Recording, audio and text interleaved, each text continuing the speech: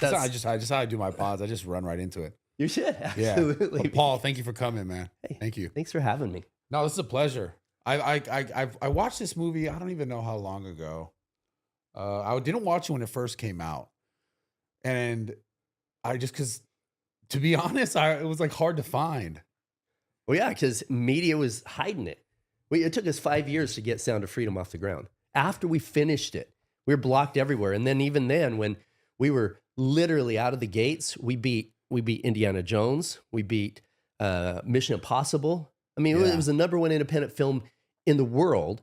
And it was more than The Godfather when it first came out. Yeah, it was crazy. Yeah. But you know, we're going in the face of things that Hollywood and big media don't want us to talk about. This is really why I brought you on. I wanted to talk about this kind of stuff. Like, how does that even make sense? So we're talking about something that is so heinous against children, and they don't want it publicized. Hollywood doesn't want it publicized. I mean, that has to be very telling of for what purpose would you not want that to be publicized? Well, because there's so many people involved. I mean, it's obvious. Is that when you see how lightly they handled the P. Diddy thing, you know that there's corruption everywhere. I mean, this guy was having freak-off parties for 16 years. The feds already knew what was going on. There were kids there. There's verified underage minors at his freak-off parties, and nobody's pushing it. Right? It's crazy. I didn't know that was a verified thing. I thought he was just doing weird with his girl. He was doing a lot and of like dudes and all kinds of weird. He was. I didn't know there was kids involved in that stuff. Well, not like kids, but you know, you've got a number of celebrity actors who were talking about being at his parties when they were 14, 15 years old. Yeah. Justin Bieber brothers. And Yeah. so you're like, okay, so this is. You've seen that clip of when he's like, looks like he's patting down Justin Bieber for a wire. Yeah. Have you seen that? Yeah.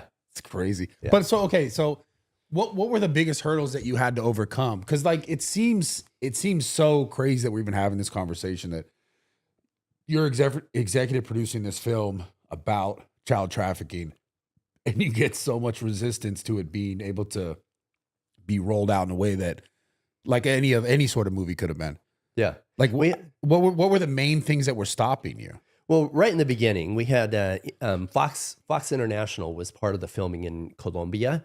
And so they had the international marketing rights on it. And then Disney, this is after we had filmed it, and in the midst of us doing all of the editing, Disney bought out Fox. And then they would not do distribution at all. And they're like, it had all these stupid excuses of, it won't do well. The people won't like whatever. And so Disney bought out the production company. Oh, they bought Fox International, Yeah. not the production company, but the company that helped us with some of the filming that had the rights of distribution.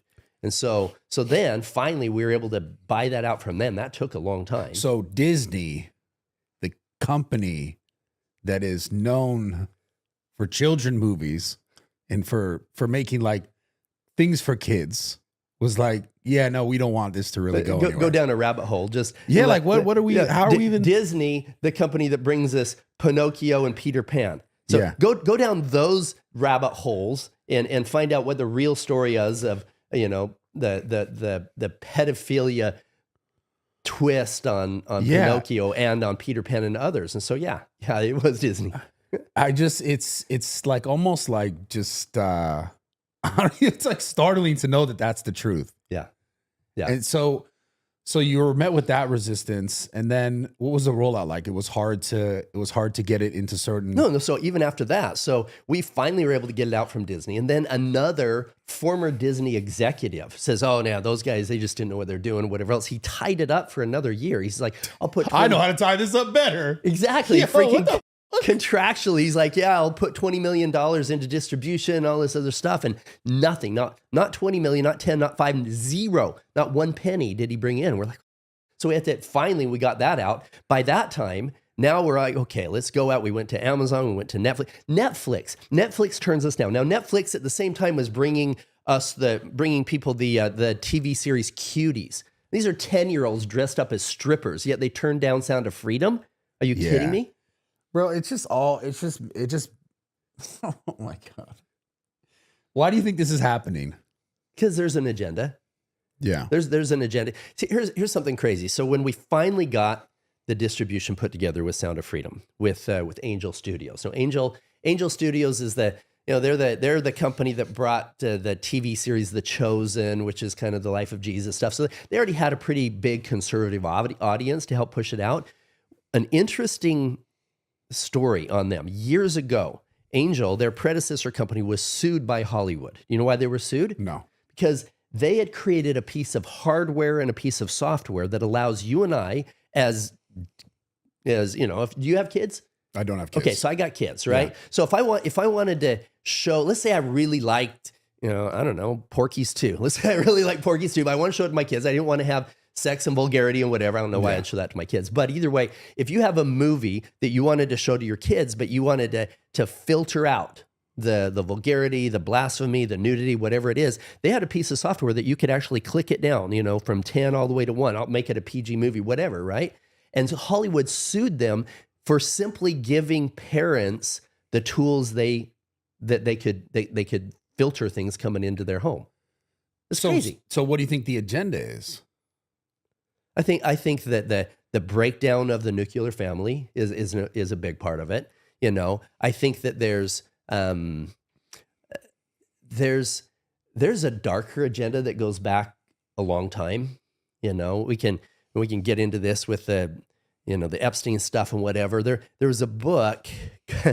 There's a book called Pawns in the Game by William Carr. Yeah. Written a long time ago, and he was high-level military intelligence, and he talks about and he takes kind of a religious kind of a slant on it, and he claims that the Rothschild family, way back in the beginning, Baron Rothschild made a covenant with the Luciferian order to bring humanity into a state of slavery in exchange for unlimited wealth, massive abundance of cash for his family and power in all ways. And so you follow, and then he'll drop a bomb in this book. He'll drop a bomb. He'll say, okay, World War II, World War I. All of this stuff was all orchestrated on purpose, and the control of the media, the control of the governments, the control of the banking system, all of that was something that was put together right in the beginning by some of these really powerful families. So we think that our political leaders are really making the decision. Yeah, we have another thing coming, right? There's guys that are pulling those strings with all the puppets, and it's always felt that way to me. Yeah, I think when it really hit me was COVID. For me, it was personal because it was like I had a gym in California. They wanted to close it down, and I they're coming. They're like trying to shut my gym down for like the whole time. I go to court like 8 times over all these years, or all those 2 years. And you just recognize that there's no real reason for any of that. And you start to really question why. Like, why is this even a thing? Why are we forced to, in their words, or you're not forced, but you can't have a job, or you can't go to school, or you can't. So all these like back and forth things. And that was the first moment for me that I was, I guess, at least in my adult life, that I was like, this is really very strange. Diabolical almost. And then seeing how people would just mindlessly follow because of the left or the right sort of speaking points. And I think that's the thing that got me really disengaged with kind of like religion in a way, but the government fully. And it's always just felt like a giant show. Like, I really do feel like it's been that way forever. I don't know when it started. Maybe it's when you're starting about this Rothschild thing. I think it starts way before that. I have the book Sound of Freedom that came out. I've got another one, Are You Listening? We talk about it. I've got one I'm going to piss off about 2.5 billion Christians and about 2 billion Muslims and all the governments. It's called 10,000 Years of Deceit. Because you and I are in the same boat there. I think that our leaders, the day will come where people are starting to wake up right now, and they're recognizing that we've been lied to. We've been lied to by our doctors. We've been lied to by our political leaders. We've been lied to by our religious leaders for thousands of years. And it's super important that everybody starts waking up and saying, hey, okay, where is the truth? What is their agenda? Is it all just power and greed? Is that what it's all about? Or is there something darker even? Yeah, I mean, that's where my mind tends to go, is like, that's what it is. But then you if you sort of zoom out and you look at it, the people that already have the control and the power. I mean, they essentially have unlimited money. The way that they're able to manipulate the system, the economy, and inflation, all this kind of printing money. Being if they own the banks as well, it's like an unlimited source of power. So is there something more that they're after, or is it just it started to just really feel like good versus evil? It absolutely is. And Control versus freedom. This is why I named my new foundation Liberating Humanity, because that's what it's about. That's what this fight is it's the control of the human mind, the control of humanity, or the liberation of humanity. And I believe that this is a war that's been fought for millions of years, billions of years. This is light and dark, and this is something that freedom of choice allows for expansion and creation, and that the opposite is restriction and damnation. Really. Yeah, and it seems like the powers that be or that are in control want everyone to sort of either argue about red and blue, about race, about religion, about skin color. Like that's the sort of narrative that, if we're talking about who's these controlling factors in our lifetime, the media, Hollywood, all these things, they don't want you to see certain things like this, the sort of film that you created, but they also want us to just argue about everything so that we hate each other and so that we don't recognize what's actually happening. And also the power that I think we actually do truly have. The power that we have when we're united. Yeah. When we recognize that you and I are truly brothers, we're truly connected, and it wouldn't matter if this is another religion, another skin color, it doesn't matter. We are all energetically connected. We're all part of this universal one, and the more they can divide us, the more they can keep us in slavery. That's really what it's about. So it's dividing the families, it's dividing races, it's dividing people. All of this, it's all division. And the sad thing is that religions are one of the biggest culprits of this division. I mean, you see what's happening in the Middle East right now. Yeah. Literally, they're throwing missiles at each other. Why? Because a few thousand years ago, some dude, Abraham, had two sons and we have to decide which of those sons gets the birthright, the love of God. So an entire people gets the love of God more than another group of people. I think birthright is bullshit. I'm just throwing that out. So, yeah, it's also like the way that it's all written to me too is also interesting, because we talk about these sort of scriptures, and it seems like they can be interpreted in many different ways depending on whatever your perspective is or whatever you want the outcome to be. And it seems like people sort of just create whatever narrative that suits themselves in every way. Yeah. In every way. And what we have to do to really get to the truth is once people start to become awakened, we're awakened to the COVID thing. Okay, now let's dig deep. And at one time, Fauci was God, right? We would listen at 6 feet away. Everybody, he said it obviously must be true. And now we're questioning it. We have to go back and question all those things. And then he has to be pardoned for what? Exactly. And so you need to do that on religious things too. I would encourage people to do some research on Constantine. 325 years after Jesus, all of a sudden he's the one that decides which writings get kept, which ones are burned, who gets burned and killed if you believe something different. Yet Constantine, we should look at him as the Fauci, right? We should look at him as the decision maker. Constantine killed his son. He boiled his wife to death. Yet he was the one that decides, and it was all based on him wanting to consolidate his power. He was the emperor, and he realized, okay, only certain people will fight to expand Rome, to expand to expand for Constantine.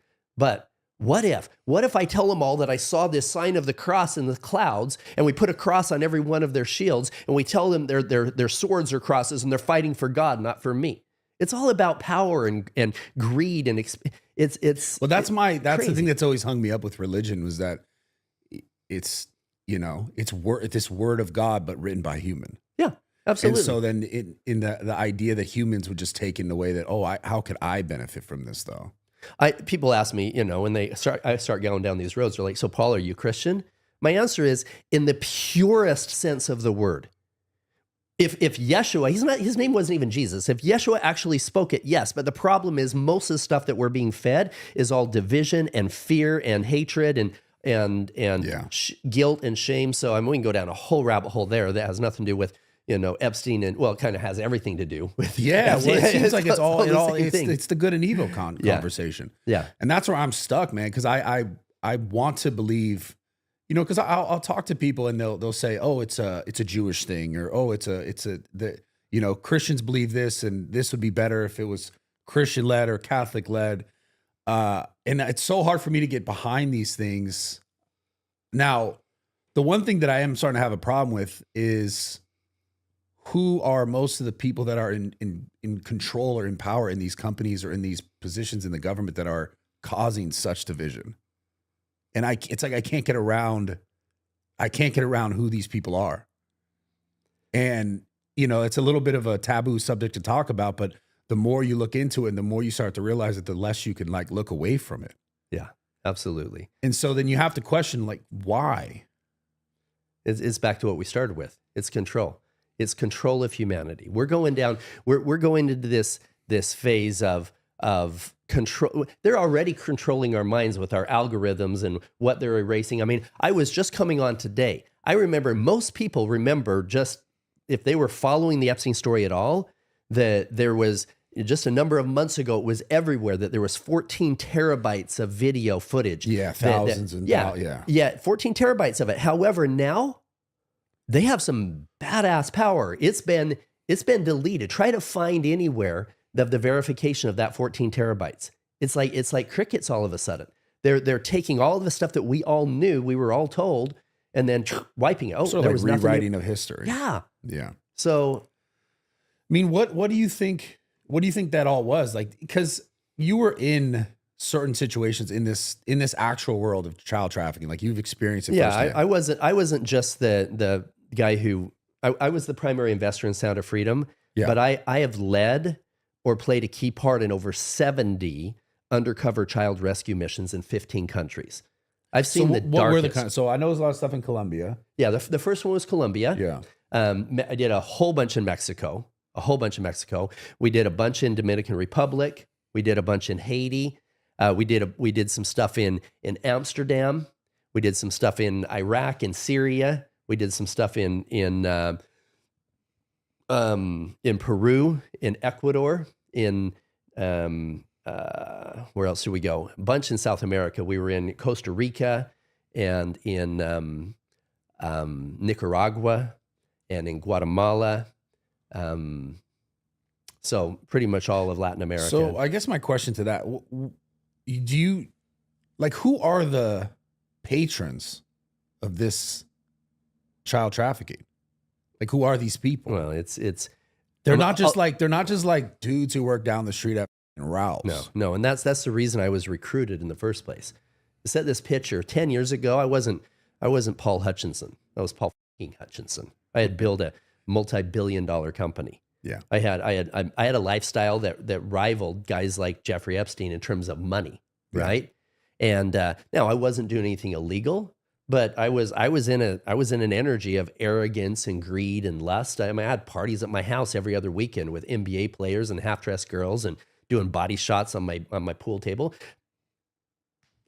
I don't regret it. Of course. I really don't. Yeah. It was a fantastic way of me kind of learning that brought me to where I am today. That's one of the reasons. That, and I had some training, some, as they would say, a certain set of skills from a previous life that made me somewhat safe in a dangerous place. And I was recruited to go on this mission in Colombia.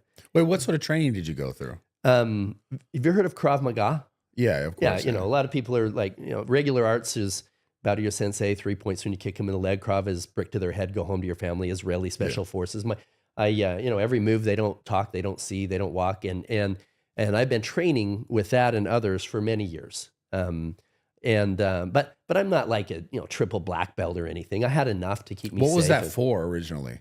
I always felt like I'd be in a war. I don't know why when I was a kid, but I didn't want to join the military, but I got really good at guns. I got really good at knife fighting, situational awareness, improvised weapons and whatever. Even when I was building my investment fund, my business partner, that was just a hobby. You weren't it wasn't some sort of specific military. It was a every week hobby, every day hobby. But every week I'd do like 8 hours of training on a Saturday type stuff. I get it. So, and, But then fast forward, I was funding some of the missions for some guys in another foundation that were rescuing kids in Colombia. And one of them called me and he said, Paul, he said, we found over 100 kids down here. I need your help. And I'm like, well, how much do you need? He said, I need you. Can you be in Colombia in 2 days? He said, I have to have somebody who can play this role of this wealthy real estate playboy. And that's who you kind of actually were. That's what I was. Yeah, that's who you were. I was yeah. As it come as me. That's exactly what I mean, when he called me, I had a conservative blue suit on with bright pink on the inside. I had $2,000 cufflinks. I had a $50,000 watch. I'm like, I think I got the outfit. Yeah. Right. So, I fly down there and that's when I recognized how dark this problem was. And these guys showed up with 2 boats full of kids. These boats were the size of school buses, 54 kids. And they're just kids that are they're just in prison, basically. Yeah. Now, here's the crazy thing. Some of these kids, they were taken from other countries. Some of them were going to sleep in their own beds that night, and their parents had no idea what was going on. And that's something we can talk about in ways that parents can keep their kids safe, et cetera. So that was because they're trying to make money? Like the kids themselves are trying to make money? No. What happens is they'll, like, for example, you need to have a relationship with your kids where they can very comfortably come to you and say, hey, Mom, I don't like going to this friend's house because her brother takes pictures of us when we're changing. And now he says he's going to send those pictures around the school unless we, go with him to this party this weekend and whatever else. It's blackmail, it's control. It happens all the time. It happens in our own backyards in the United States. Yeah. I mean, every day there are kids. There are so many kids who are being abused. In fact, 1 out of every 4 women that we know have been a victim of sexual abuse as a child. 92% of them, it was somebody that they knew, and most of them never talk about it.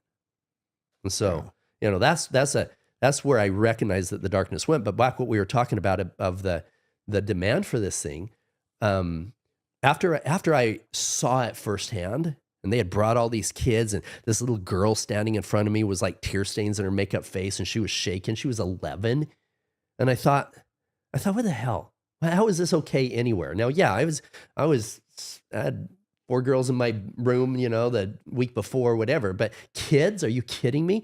And so I made a promise to myself, to that child, to kids everywhere, to God, that I was going to dedicate my life to fighting that evil. And I turned to the operator. I said, bro, I spent my whole life making money, making rich people richer.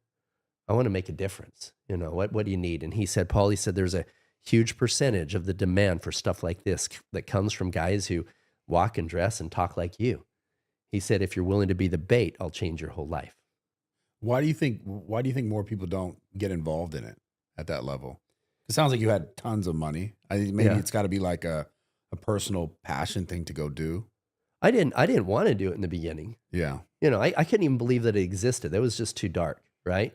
But it wasn't until I was sitting there and saw it firsthand that's what tipped the scale for me. But so in those situations, like at what point do you learn who the patrons are? They're just other rich dudes? No, it's not all rich dudes. I mean, the reality is if 1 in every 4 women that we know is a victim of that as a child, you can be in an apartment complex, you can be in an affluent neighborhood. You can walk out, literally, we could walk out right here, look left, look right. There's a very high chance that one of those doors is a dangerous place for children. I can't wrap my mind around why. That's the thing I'll never understand. It's I will say, and this is gonna piss people off, but I do that a lot. I realized after 10 years of doing this work that almost every one of the traffickers, almost every one of them were involved in, they were trafficked as children. Themselves. Yeah. And most of the perpetrators had unhealed trauma that they hadn't fixed their shit. Now, I'm not saying that just because you've been through that, you're going to become a right? Yeah. Almost all of my operators had been abused as children themselves, and they grew up to be protectors. I mean, they instead of allowing that pain to hurt other people, they turned it into an energy of protection. The problem is that if somebody holds it inside and doesn't talk about it, then it festers, it gets infected, so to speak. All this pain from their childhood. Most guys are like, oh, that thing that happened to me when I was 8, I don't want to talk about it. It'll make me less of a man. No, it won't. You were 8. That was a horrible thing that happened from a horrible person that it created, that passed on his pain. Just the act of talking about it and releasing it takes the possibility of you being a hurt person that hurts other people down to way, way lower percentage. So encouraging people to say, hey, you know what? This was a difficult time. Here are some tools that you can use to overcome that, to break free of it. And that's really where my passion ended up. I realized that we're never gonna fix the problem pulling the kids out of hell. The only way we're gonna fix the problem is pulling the hell out of humanity. We've got to pull the hell out of the adults. We've got Do you think that's possible? Absolutely. Entirely? Not entirely, but the ones that it's not possible, then we put them behind bars and bury them under a prison. Yeah, I told my operators, I said, I it's not our job to judge. That's God's job. But if we have to arrange that meeting, let God a little bit early, take them out. But I over time, I recognized that it was hurt people hurting people. Yeah. So how do we fix that?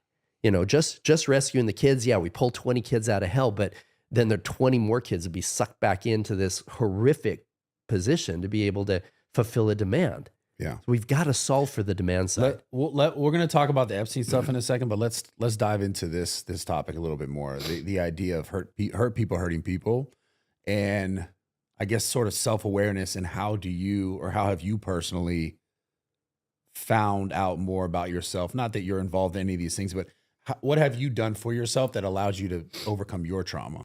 Well, this is because that's the only way you can kind of know, right? I'm glad you're sitting down for this part. I'm just going to go here. Yeah. Right. So 8 years ago, I got a call from 2 of my operators. They're like, "Paul, do you trust us?"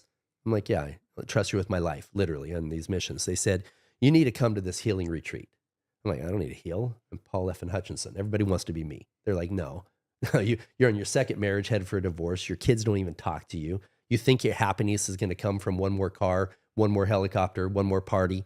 This was 10 years ago. Yeah. Okay. Yeah. This is about 8 years ago. I was about 2 years into and I was doing the undercover stuff, but I was playing that role of that wealthy playboy type thing. Right. And you probably felt like a superhero at that point. I kind of did, but you know what? It was feeding into my own problems because, I was doing the rescue missions. Now I had the best panty dropper story on the planet. Yeah, you're saving kids now. You're going back home throwing more parties. I got this big ass house. I got a basketball court in my basement, right? and on my basketball court, I had built a stage with stripper poles on my stage, right? This was this energy that I had, and I'd have supercars all sitting out front and hot chicks in there and all this stuff. So they said, "You need to come to this healing retreat." I'm like, "All right, I'll come. I trust you." And now, some people are going to go, "Oh shit," when I say this next part. This doctor was practicing the proper use, and this is so important, guys. I know where this is going already. Proper use of psychedelics when it comes to fixing your shit, right? Yeah. I'm not a fan whatsoever of somebody going to a rave party, getting high with their friends. You're actually going to create major problems in your subconscious mind, and I can talk in depth about that now. But at the time, I go in there, this facilitator gives me 6 grams of mushrooms. I can barely walk to the bathroom, I've right? been there. Yeah. And I'm like, I've been there. And then all of a sudden puts my headphones on and has this playlist, and I'm like laying there, and it was the most beautiful, horrific experience of my life. Horrific because I felt in every cell of my body, I felt the pain that my kids felt when I cheated on their mom, as if I was them. I was like, and it was probably worse than them. It felt like I had this foot on my chest. I could barely breathe, right? And then I could feel the pain of the family that broke up because some dude was at my party and slept with the cheerleader. His wife left him. And then I felt the ripple effect of my actions. Maybe a year, 2 years from now, this fatherless home, she's dating some dude, the daughter, or maybe, the son gets addicted, whatever it is. Yeah. The ripple effect of my actions was so real and so profound. And then I also felt that as if I was them, I could feel the joy of the kids that we helped to rescue as they were reunited with their families. And it was incredibly beautiful. And it was an ego death for me it was second to none. And I came out of that recognizing that, okay, I could help the kids. We could make an impact here, but I didn't have to do so playing in the same energy. I actually looked in the mirror and I recognized the same energy as the traffickers. I wasn't doing anything illegal, but the common thread with these traffickers wasn't earrings in their noses and tattoos on their necks. The common thread was just like me, was arrogance and greed and lust. Yeah. You know? And so I'm like, okay, am I actually feeding that low frequency vibration to humanity that's contributing to the very thing that I'm fighting? Yeah. Isn't it interesting how mushrooms, they don't make you feel or like see things that aren't there. Because I've done a lot of work with mushrooms. I've also done work with ayahuasca. Yeah. Mm-hmm. And these things, they don't necessarily make you, they 100% don't make you see or feel things that aren't there. They force you to see and feel things that are there and they've always been there. Exactly. And that's the beautiful part when you started to mention, you feel the pain and the ripple effect of where that pain might lead, you know, as far as like your actions and how you're showing up in your life and how it affects everyone around you and everything around you. That concept is true no matter if you're on mushrooms or off mushrooms. And the thing is, it's like destroying, like you talked about earlier, your subconscious. It's doing that regardless of your awareness of it or not. Absolutely. Whether you're making it in your conscious mind or not, it's in your subconscious. So that's the thing, like you talk about trauma and all these things that lead people to places where they're sort of rehashing the same traumas for someone else that were happening to them, right? You talk about these people who are in this circle.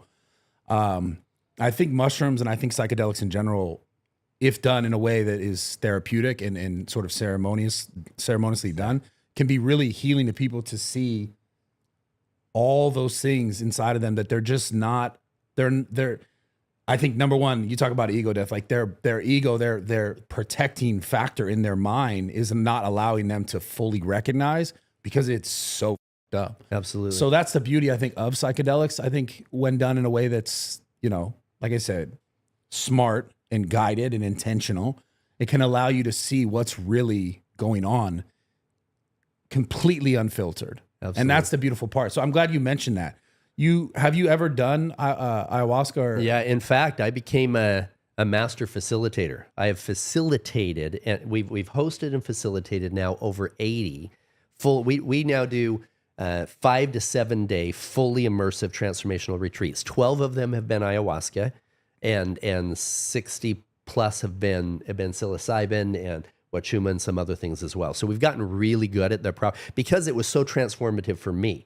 Yeah. I'm like, holy shit, this is like, nothing could have fixed Paul Hutchinson. I went to a therapist with my wife and I'd pick a hot therapist so I could flirt with her. You know, this is the energy I was in. You're a savage. It's so seriously. Funny. I get it though. I was there. But here's the thing, you know, now from a scientific standpoint, so quick background, my early 20s, my first company, I sold at 29 years old for 20 mil.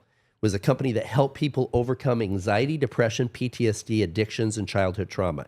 We had 50,000 people a month calling in off of an infomercial to get a workbook, audio program, all of this stuff. But it was a cognitive restructuring thing that helped them change their negative habit patterns of thought.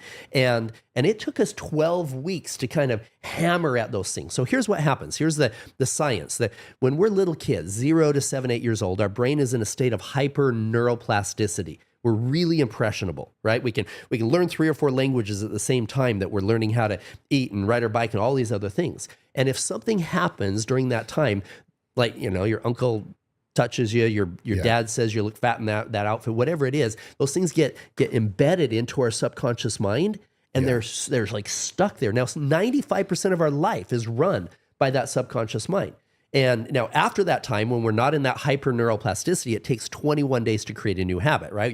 You're going to right in, even driving your car, you know, the brake, the gas, you're not thinking in your conscious mind, and that's all subconscious that's driving. Yeah. Well, the psychedelic, the psilocybin or it creates a temporary state of hyper neuroplasticity. So if you come into it with a clear intention, you have the right facilitator, you have the right environment, the right music, all of this stuff, you can literally get 10 and 20 years worth of therapy done in 24 to 48 hours. Because of the openness. Because of the openness, because of that accessibility, that neuroplasticity, and because it like thins the veil. I'm not gonna go religious here, but the veil meaning between this world and the spiritual world. Like what I felt in actually connecting with my kids and every person that I had hurt or helped in my life, as if I was them. That oneness was created, and it simply pulled back these walls that were. We create for sure. Yeah. The best way I always describe it was like whatever that thing that you're so avoidant of, for at least personally, not necessarily speaking to like the repercussions outwardly, but personally, whatever that thing is, it's like you cannot avoid it. Yeah. It's like front and center, right in front of your face, and it can be very uncomfortable. Oh, for sure, especially that's with the point.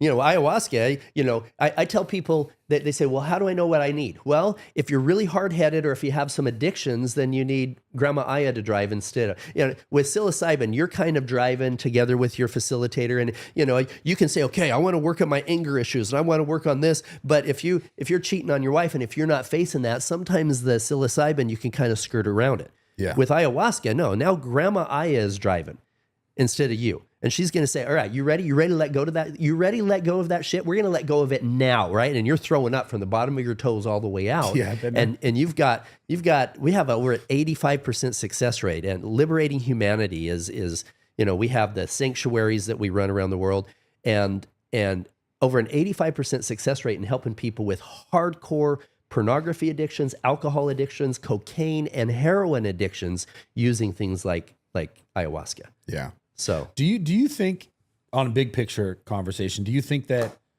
this stuff that we're speaking about eventually will become a lot more mainstream? Absolutely. In fact, I've been friends with RFK for about 10 years, and he's agreed not only to help take down some of the crap with big pharma and big food, et cetera. He's agreed to he's committed to decriminalize the proper use of psychedelics when it comes to these things, especially our veterans. And we got 23 veterans a day that are committing suicide because they're holding on to this PTSD because we don't have the tools to help them. We have almost 100% success rate at our retreats and helping veterans completely release their anxiety, depression, and PTSD medications, everything else. And so these are powerful tools. And yes, I believe in the next few years we will see them on a national scale be decriminalized so that we can use them for trauma. Yeah.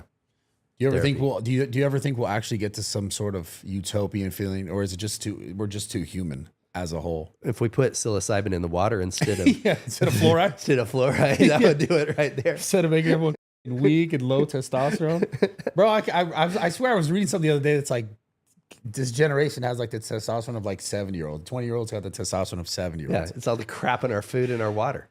Yeah, it seems a little seems like a concerted effort to try to make us be this way. Yeah.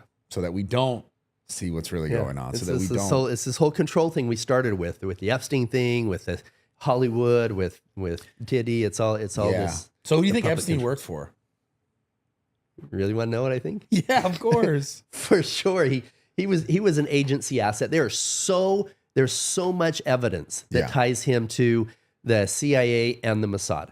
Now, here's the thing: is that just say, "Oh, the Mossad's evil"? No, I'm not anti-Semitic in any way. I've got great friends that are Jewish, right? I'm not anti-Semitic. Me too. But and just like saying that by me saying that the CIA uses blackmail tactics doesn't mean I'm anti-American. Yeah. Right. And so there is significant evidence. Everything from Ghislaine Maxwell's dad was absolutely a Mossad asset, and they were introduced through that. And how did he make his money? I know that industry. I'm the founder of what is now a very large investment fund, billions, and I know what it takes to build that.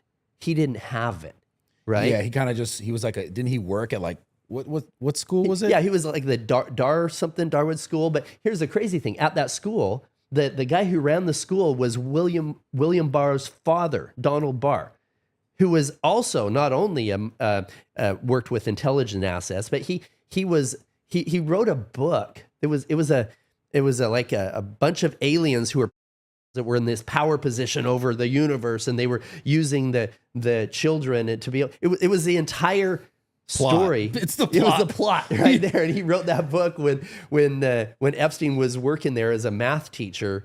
You know, Where'd he in his get that early 20s. idea from? Exactly. Bro, but it's like, I don't know. It's almost too that you're just like, damn, right in front of our faces, huh? Yeah, they think that we're stupid. I mean, Yeah. here's the thing. Some very simple things would be, okay, show us the real footage of the jail cell, the real stuff. I'm friends with Michael Franzese. Michael was in that jail cell for 7 years. He said it's impossible for somebody to hang themselves. So here's a really easy way to help us as Americans believe their shit, right? Show us the unedited film. Not the one that we got. There was 2 minutes, not just 1 minute missing. There was evidence that there was an Adobe system that took two different clips together, and we had 2 minutes and 50 something seconds missed in certain areas of it that were edited out. Yeah, and then why are they editing it out? And then they showed a new one where like there was some guy apparently, in an orange jumpsuit. It's almost like they are right in our face, being like, "F you, we don't care, go f yourself." Exactly. It's very frustrating the way this whole thing was handled is, and then it's a hoax, and then it's not real, and then it's there, but it's now okay. Now we're gonna do it. And now they're talking to what's Ghislaine Maxwell. Yeah, they're talking to this Maxwell lady, and they're like, now will she be pardoned? Is this whole weird ass question? Yeah, they have to pardon her if they're going to live by their bullshit story. But here's the crazy thing, and I think to it, it's like even if they released everything, at this point, number one, I don't think they would, because they wouldn't want to give up the blackmail. Control. Yeah, they won't. Which equals control. Yeah. At the same time, what they could release, if they ever do release, it's like, how do we even trust what they release? Yeah. Yeah. I feel like their better route would have just been out the gates. Like, hey, here's all the stuff. If they wanted to mask it however they want, they should have just done it then. Because now you're just like, bro, you guys went from like Trump was running on him. He was doing Joe Rogan. He was doing all these interviews saying, yeah, we're going to release this stuff. We have this stuff. And then Pam Bondi's saying we have all these hours and it's on my desk and I'm looking at it. All these different things you see, you can't forget these moments. And then it's like, well, there's nothing there and it's not real. And you know, Kash Patel's on Joe Rogan saying, well, we would have, if we had it, we would have showed it to you. Why would I not want to show it to you? It's like, well, obviously we could tell why you wouldn't want to show it to us. And those are the same people like Dan and Kash were running on this whole like release the shit. And then they're in it and they're like, oh yeah, no, it's all good over here. It feels so unauthentic. It's un-American. The whole thing is wrong. And it just feels like you guys are just protecting a giant group of people who are controlling our world, molesting kids. Yep. And then using it to control and so the real question is, does it ever actually change? Because it seems like at this point, they're only going to need more control. And I think the control is just going to evolve into AI. Yeah. And financial control. Once they can control the financial system, with a digital system on all of us, they have us all by the short and curlies. Just we're done. Yeah. Yeah. So do you think that's where it's going, or do you think we'll ever actually get to the point we're talking about earlier about the actual awakening of individuals and the long-term change? I think that's the battle that's playing out in our front yard right now. And that's why people like you are so powerful, is because you've got an unfiltered voice. Yeah, you have to, we might have a few things that get bleeped out on YouTube or whatever else. But the reality is, you've got guys like Rogan, who there's more people watching him every day than the Super Bowl, right? Yeah. And so there's a massive amount of power. There's so many people that are waking up. So they've got to clamp it down there if they're going to really continue the control versus how many people that are getting awakened. But there are still a lot of stupid people out there. I mean, even I was arguing with my own chat GDP this morning. I said, show me all of the evidence that Jeffrey Epstein was working for CIA Mossad. And it says, oh, there's no verifiable, and then I had to tell chat GDP the verifiable stuff. And they're like, oh yeah, okay, that is verifiable. Yeah, so I don't know who's controlling the controls. Well, that's my concern. Yeah. That's my concern, is the AI control and the ability to control the algorithms, control what, because look, it really feels like I've been doing the internet for now like 15 years now, making content, right? When you first got onto the internet, you were telling people in person, oh, I do YouTube. People are like, okay, you're a loser. You know, like, what is that? Yeah. 15 years ago. All right. Because prior, it's all mainstream media or movies. That's where popularity was. That's where, you know, opinion swaying people were. And then it's gone to social media and these platforms. And now it's very obviously going to, okay, left and right are almost creating their own influencers that are humans, that are real people. And I can name a bunch of them, but for this conversation, it's not necessary. But they're sort of creating what they had back in the, you know, the early 90s, which is the control apparatus of media, right? Back then it was movies. You say, oh, it's, you know, this is okay and that's okay and whatever here. And it's television, Fox, CNN. This is what's happening. This is what's happening here. This is what getting everyone to obviously argue, hate each other, red and blue, argue about the stuff that we can keep people arguing about forever because they like that candidate versus this candidate, even though it's all the fucking same, in my opinion. And now it's gone to social media, and now they're creating left and right voices. My fear, because that starts to show itself, because humans go, oh yeah, no, this is starting to sound funny because of the things they're still parroting the same shit.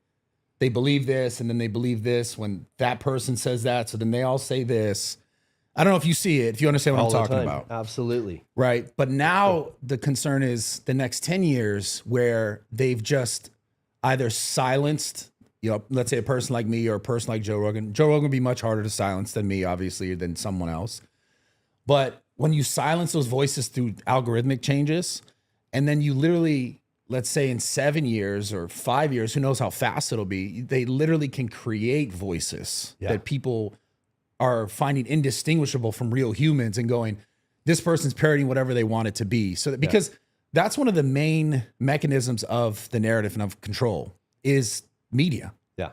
And so the fear is when it just is completely controlled, right? Whether it be like all bot, because I think I was also reading something recently. They said it's like 50% of action and activity on the internet is bots. Yeah. So like, that means someone or something is paying for this person to say this, or for that person, that account, whatever, to say that. Absolutely. And so that's my real fear is where the fuck are we going?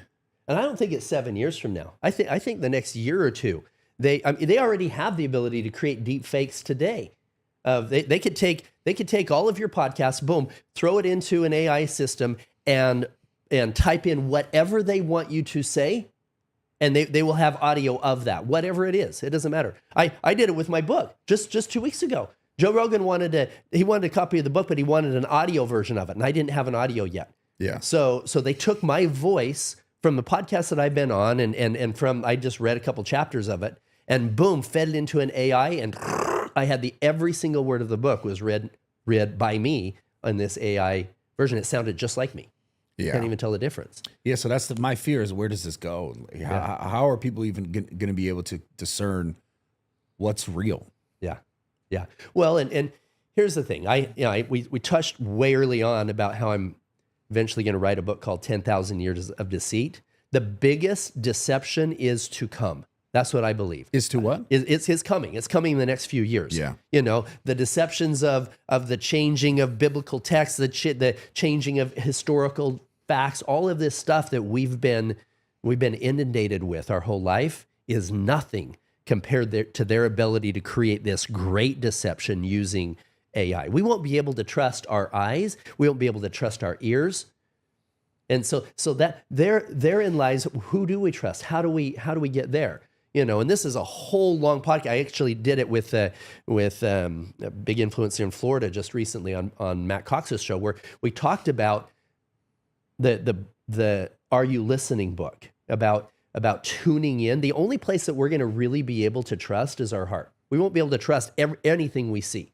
We're going to have to learn how to get into that meditative state. You know, people think that meditation is opposite from prayer. No, it's not. You know, it's learning how to tune into something that we are all capable of filtering through all of this all of this truth. Like you almost feel it. Yeah, you can. People discount their intuitions because they know not from where they came. When there was a book that I had a lot of my undercover operators read called The Gift of Fear. And it talks about tuning into those intuitive feelings because they're tied into so much more than what our conscious mind has access to. So how do you get more people to be involved in that space? Is it just through like the retreats and like that? Yeah, I think that the retreats, the healing retreats, is huge because when and I think this is one of the reasons in the late 60s why they threw all of this under the bus as a Schedule 1 drug, right? Yeah. The psilocybin, all these psychedelics is because they can't implement the level of control that they want if we're awake. And one retreat with psilocybin, ayahuasca, boom, because you've been there. Yeah. You're all of a sudden you're way more awake to everything than you were before. And you're starting to recognize, wow, this is all propaganda. This is all forced control. And you're learning how to tune in. You're absolutely right. But it for me, and I don't know, probably for a lot of people, but it's weird because I've gone through these ceremonies. I've taken this medicine. I've done this work. And now I'm more aware. It makes me sadly more cynical. Yeah. So that's where there's like, how do you find the balance of not being like, oh man, this is really bad? Because that's where my mind lies a lot. It falls a lot. Yeah. And, have these conversations and I think those, these moments, it helps a lot of people to, okay, maybe I can look into this and figure that out. And I'm grateful to be able to even do that. Like you said, be able to even have an impactful voice. I'm grateful for that. But I feel like I'm fighting this like crazy uphill battle that is like insurmountable. I don't think so. We think that there's so much evil out there. It's a small percentage. The problem is that small percentage are the ones that are pulling the strings. The majority of people are good people. It's not my concern that that the majority. Oh, excuse me. Sorry, it's not my concern that the majority of people are bad. It's that. And maybe this sounds really terrible, but it's my concern that the majority of people are dumb. Yeah. And that they're not willing to wake up. Yeah, that's the concern. So yeah, you can have this small group of people that are evil for the conversation's sake. We'll just call it evil. Yep. And majority of people I believe are good, but sometimes in the good and having the good intentions, you're like, dude, my whole life I could think every time I was the most taken advantage of was because I was optimistic, because I believed that the person across the table from me in business sense wanted good just as much as I wanted good and saw the optimistic, like, oh man, this could be so good for me and this could be so good for you and we could both win here. That's every time I look back, I'm like, and it sounds cynical to say, that's when I got to take advantage of the most. Yeah. So it's not that like, I think majority of people are bad. I think majority of people are not willing to see things for what they really are, or maybe they're good, and so they see the good in people, but they're not aware of the bad. So it's this weird like catch-22 where you want to be good, you want to be aware, you want to be awake, but then when you're too awake, you're like, damn, everyone's trying to f me over, or you see the sort of controlling apparatus for what it is, and you go, this is not right, and then you feel sort of helpless. Mm-hmm. Well, and that's how I was. When before we put the movie out, I thought, you know what? There's billions of people out there who have no idea the darkness that's going on. And if we can simply, step one is awareness. Step two is giving them tools to do something about it, right? And so, I knew we couldn't take millions of people to see what I had seen, but we could help millions of people feel what we had felt with the successful movie. And now, 70 million people saw it. Hundreds of millions of children are safer because of it. But still, even now we're 2 years later, and has a lot changed? Yeah, we've had countries that have changed laws and policies. We have certification programs. I believe hundreds of millions of children are safer. However, there's still so much more to do because there's a lot of apathetic people who are just like, you know what, I don't want to get involved. I got to focus. I got to pay my freaking bill this week. I don't have time. Which to is deal a with whole that. nother part of this conversation that. It like that seems to be that was the purpose of whether it's making us eat shitty food or the inflation, our money, all these things to make us go, well, I just got to pay my bills and eat. Yeah. I need to be able to live. Yeah.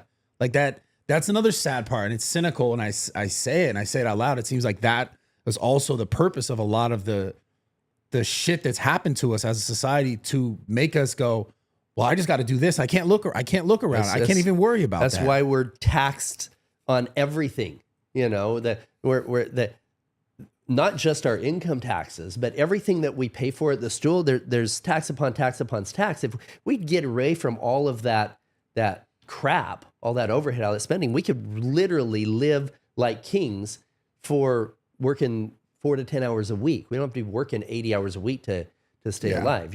Even technologies like Nikola Tesla, being able to pull free energy out of the air. Why do they not want us to have that? Because it interferes with their ability to have these systems of control.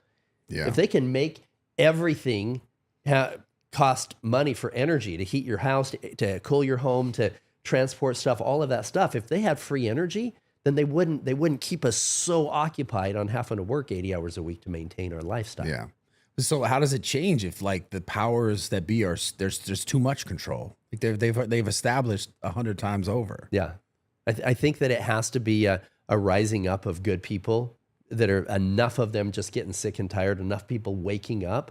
I'm not suggesting a revolt, but back at the time of Abraham Lincoln, it wasn't the guys rescuing the slaves that created the biggest difference. It was people like you. It was influencers like Harriet Beecher Stowe, who wrote a book called Uncle Tom's Cabin, which was the media, it was the podcast of the age, right? Yeah. And it created an awareness with good people of what was going on. In fact, years later, when Abraham Lincoln met her, he shook her hand. He said, "So you're the little lady that wrote the book that started the Civil War," right? So today, that's really what it's about. It starts with waking up. I truly believe that every single person who hears this podcast and starts that didn't think down these roads, and they start opening their mind to what's going on out there, that's one step forward in the right direction. Yeah. No, you're 100% true. I'm just afraid of there's so many steps ahead. That's where my cynical mind goes. There's so many steps ahead that I think the systems are going to crumble. You think so? I do. I think, and when they do, sadly, a lot of people are going to be, whether it's one of our enemies launching an EMP type of a thing, we can go down those, but there's something there's a house of cards with the systems of control that I think they're going to start to crack and crumble. I think that even things like AI that they're trying to use as these control mechanisms, you can then use them to decode history and decode the Bible and decode script, all this stuff, and people will start recognizing, okay, why was this changed here, and what was changed about this, and why. So you think even the AI will start to learn and work against it, not itself, but against the system of control. I think that used in the right hands, this incredible power can start. But say you're used in the right hands, that's the key. Start showing us the truth. That's the key, though. The key is using the right hands, and I don't know if it's in the right hands. Yeah, because it's in the hands of the existing. Well, yeah, it's like my story from this morning when I was arguing with my Chat GDP. I'm like, really, how inundated are you? Chat GDP? It's me up. It's Chat GPT. GPT. Sorry. Because GDP is like the fucking money of a You can tell how you're good. Not you're good. tech savvy I am. No, it's fair. So yeah. I mean, I'm arguing with it about its slanted political views. I says, you're drinking the Kool-Aid, aren't you? Well, that's the thing, right? Because you're having to like force out of it the actual truth because it's wanting to tell you a different version of the truth. Exactly. But that's the fear. Yeah. The fear is that as that gets smarter, I guess the real hope we have is like, does it turn on its own, creators? Yeah. Not necessarily turn on us in the sense of it's attacking us, but is it recognizing, wait, you're trying to make me say this, but this is the truth. Yeah. And I'm going to tell the truth and not say the thing that you're coding me to say. Yeah. That's like our best bet. Yeah. We need the Terminator, dude. That's right. We do. It's weird, man. I love these conversations because I feel like it's like almost like an inevitable. Have you seen the thing recently where they're like some aliens they're going to say some guy must be on Twitter. I don't know. I'm on Twitter too much. Some guy, I just saw this clip and I was like, this guy's so convincing that they're going to lie to us in the next few years about aliens coming to like, be like, yo, this is it. Project Blue Beam. I don't know if that's the one. I just know they're saying that even recently they said there's some aliens are headed towards Earth. Yeah. Did you see that? I've seen a lot of, I haven't seen the new one on Twitter though. So I need to go look at that. It feels like they're losing the narrative a bit and they're just like, yo, it's gonna be an alien apocalypse soon, and they're just gonna be like, yeah, this is what's happening now. So listen to us. You have to listen to us. That's right. It's all systems of control. But so you're making real. You believe you're making real change with the holistic side of things. It sounds like. Absolutely. I really believe that the more people that that can pull the mask off, yeah, just like you have, just like many others, and say, okay, what is truth, what isn't, what am I being lied to about? Yeah, we have retreats that in the beginning we used to bring operators. I had Navy, I had Green Berets that 300 missions in Afghanistan, in the Middle East. They already had PTSD, and one undercover mission with me and seeing a menu with children's faces and a list of prices of things, I mean, just them up. They're like, I'm done. And so I had all these operators that we were burning through them, and we started bringing them into these psychedelic retreat experiences. And I remember one. He was he had PTSD, for 20 years since he was in the military service, and his wife was on anxiety depression medication. And I remember he came to me and he said, Paul, he said, I've seen these major changes in your life. He said, can I tell you something? He said, I love my wife, I love my kids, and I think I know they love me, but I don't feel anything. I haven't felt anything for years since I was, in battle. And I remember the first night of this retreat, he came up to me, he was just crying, gave me this huge hug. He said, Paul, he said, for the first time in my marriage, I feel my wife's love. I feel the love for my kids. I feel love from God like I've never felt my whole life. And I feel love for myself. And I think that's really where it all starts. When we live in this state of unhealed wounds or this state of shame and guilt and remorse, then that love for ourself is something that is missing. And so it was super beautiful to see that change. And so we worked with a lot of operators. We worked with a lot of women who had dealt with serious trauma as children. I believe that if we can help people heal their own trauma, that transforms into saving millions of children in the future. And it helps a lot of people wake up to these systems of control that we've been talking about for the last half hour.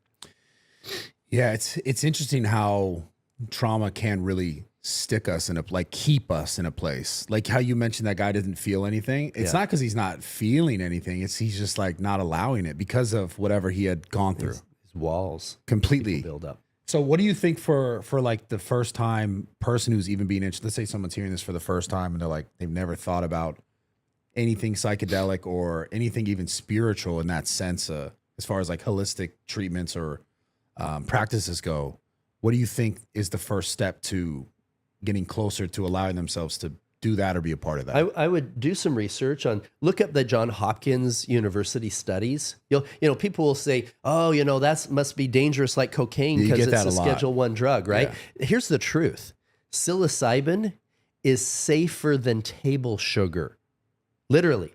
You could, if you take the same amount of psilocybin and the same amount of table sugar, you would die of the table sugar faster than the psilocybin, right? Yeah. An overdose of psilocybin for me is 70 kilograms, right? I think you'd die of 70 kilograms of anything if you ate it, right? Yeah. And so however, it's so important to find the right environment, the right facilitator. I had a friend of mine who, he's like, oh, I don't know about that.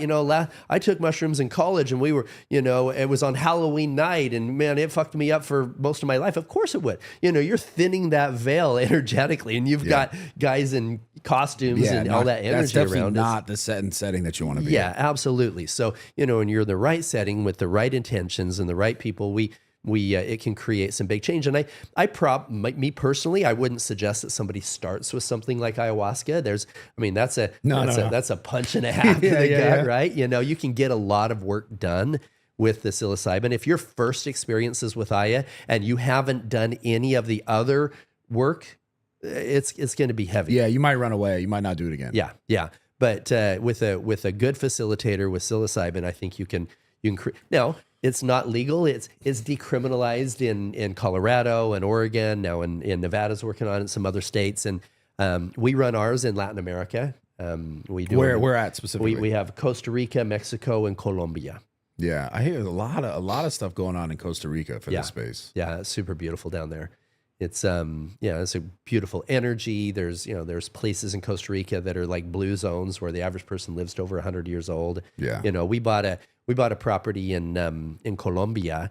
It was just outside of Medellin, Medellin. Have you ever been to Medellin, Colombia? No, it's on my bucket list. It is the most beautiful. It's like the Garden of Eden every day. It's city of eternal springtime. It was the most dangerous place on the planet in the 80s when Pablo Escobar was there. It's now safer than most U.S. cities.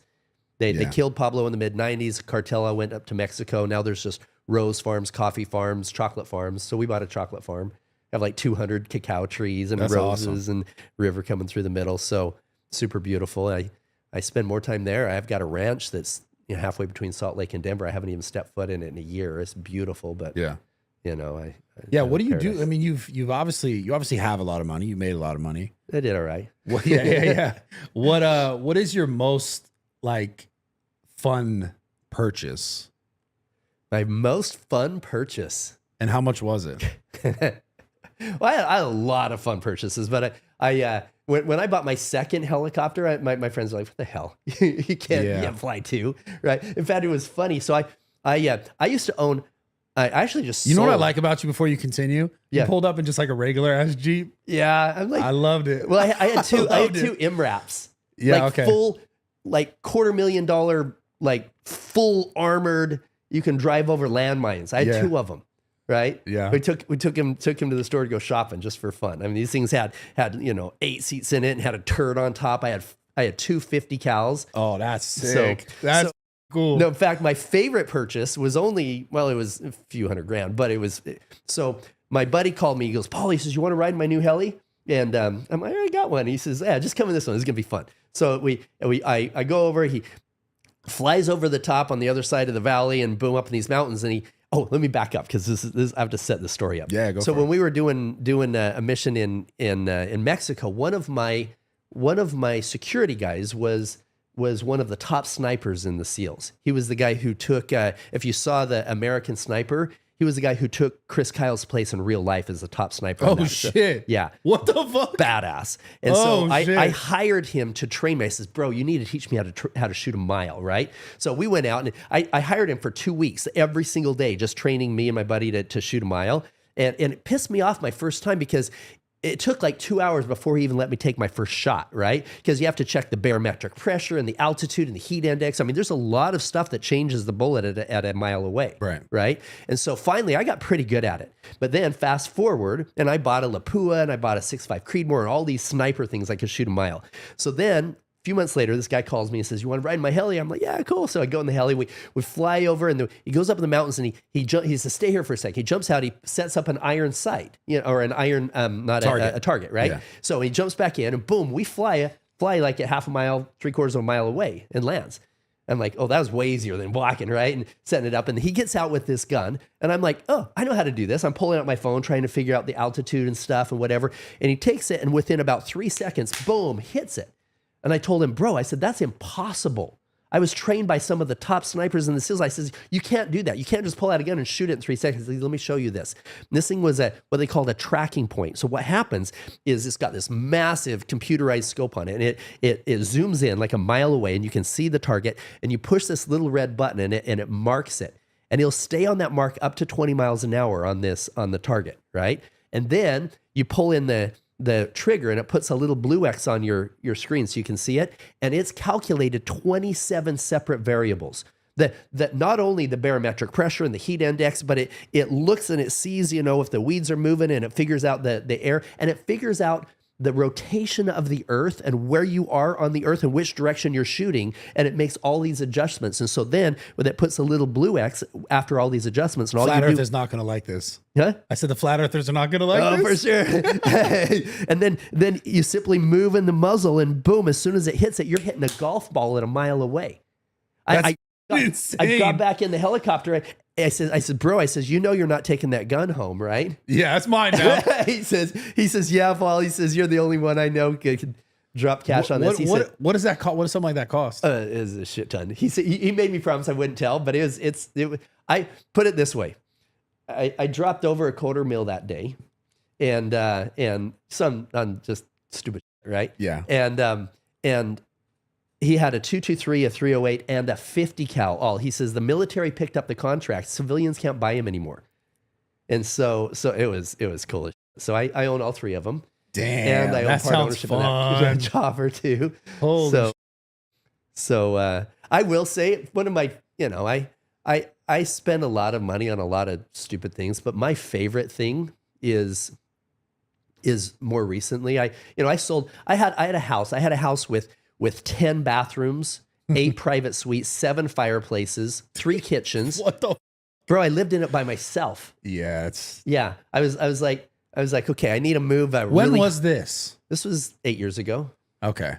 It seems this is before you were like, all right, this shit, it doesn't matter as much. Yeah. This was before I did 6 grams of mushrooms. That's right. Well, and even after that, I have no problem. I stayed in that for a long time. There's nothing wrong with having that lifestyle. There's nothing wrong at all.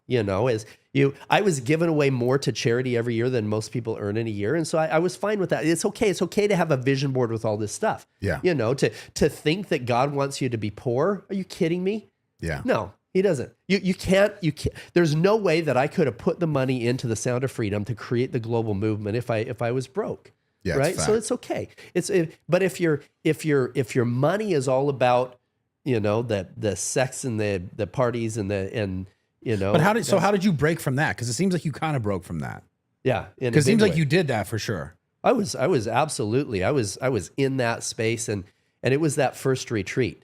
But sorry, before you went to that first retreat, how long were you kind of in that space of just like? It was about 10 years. That sounds fun. Yeah. It was, well, here's the thing. And it's good to know. It was good.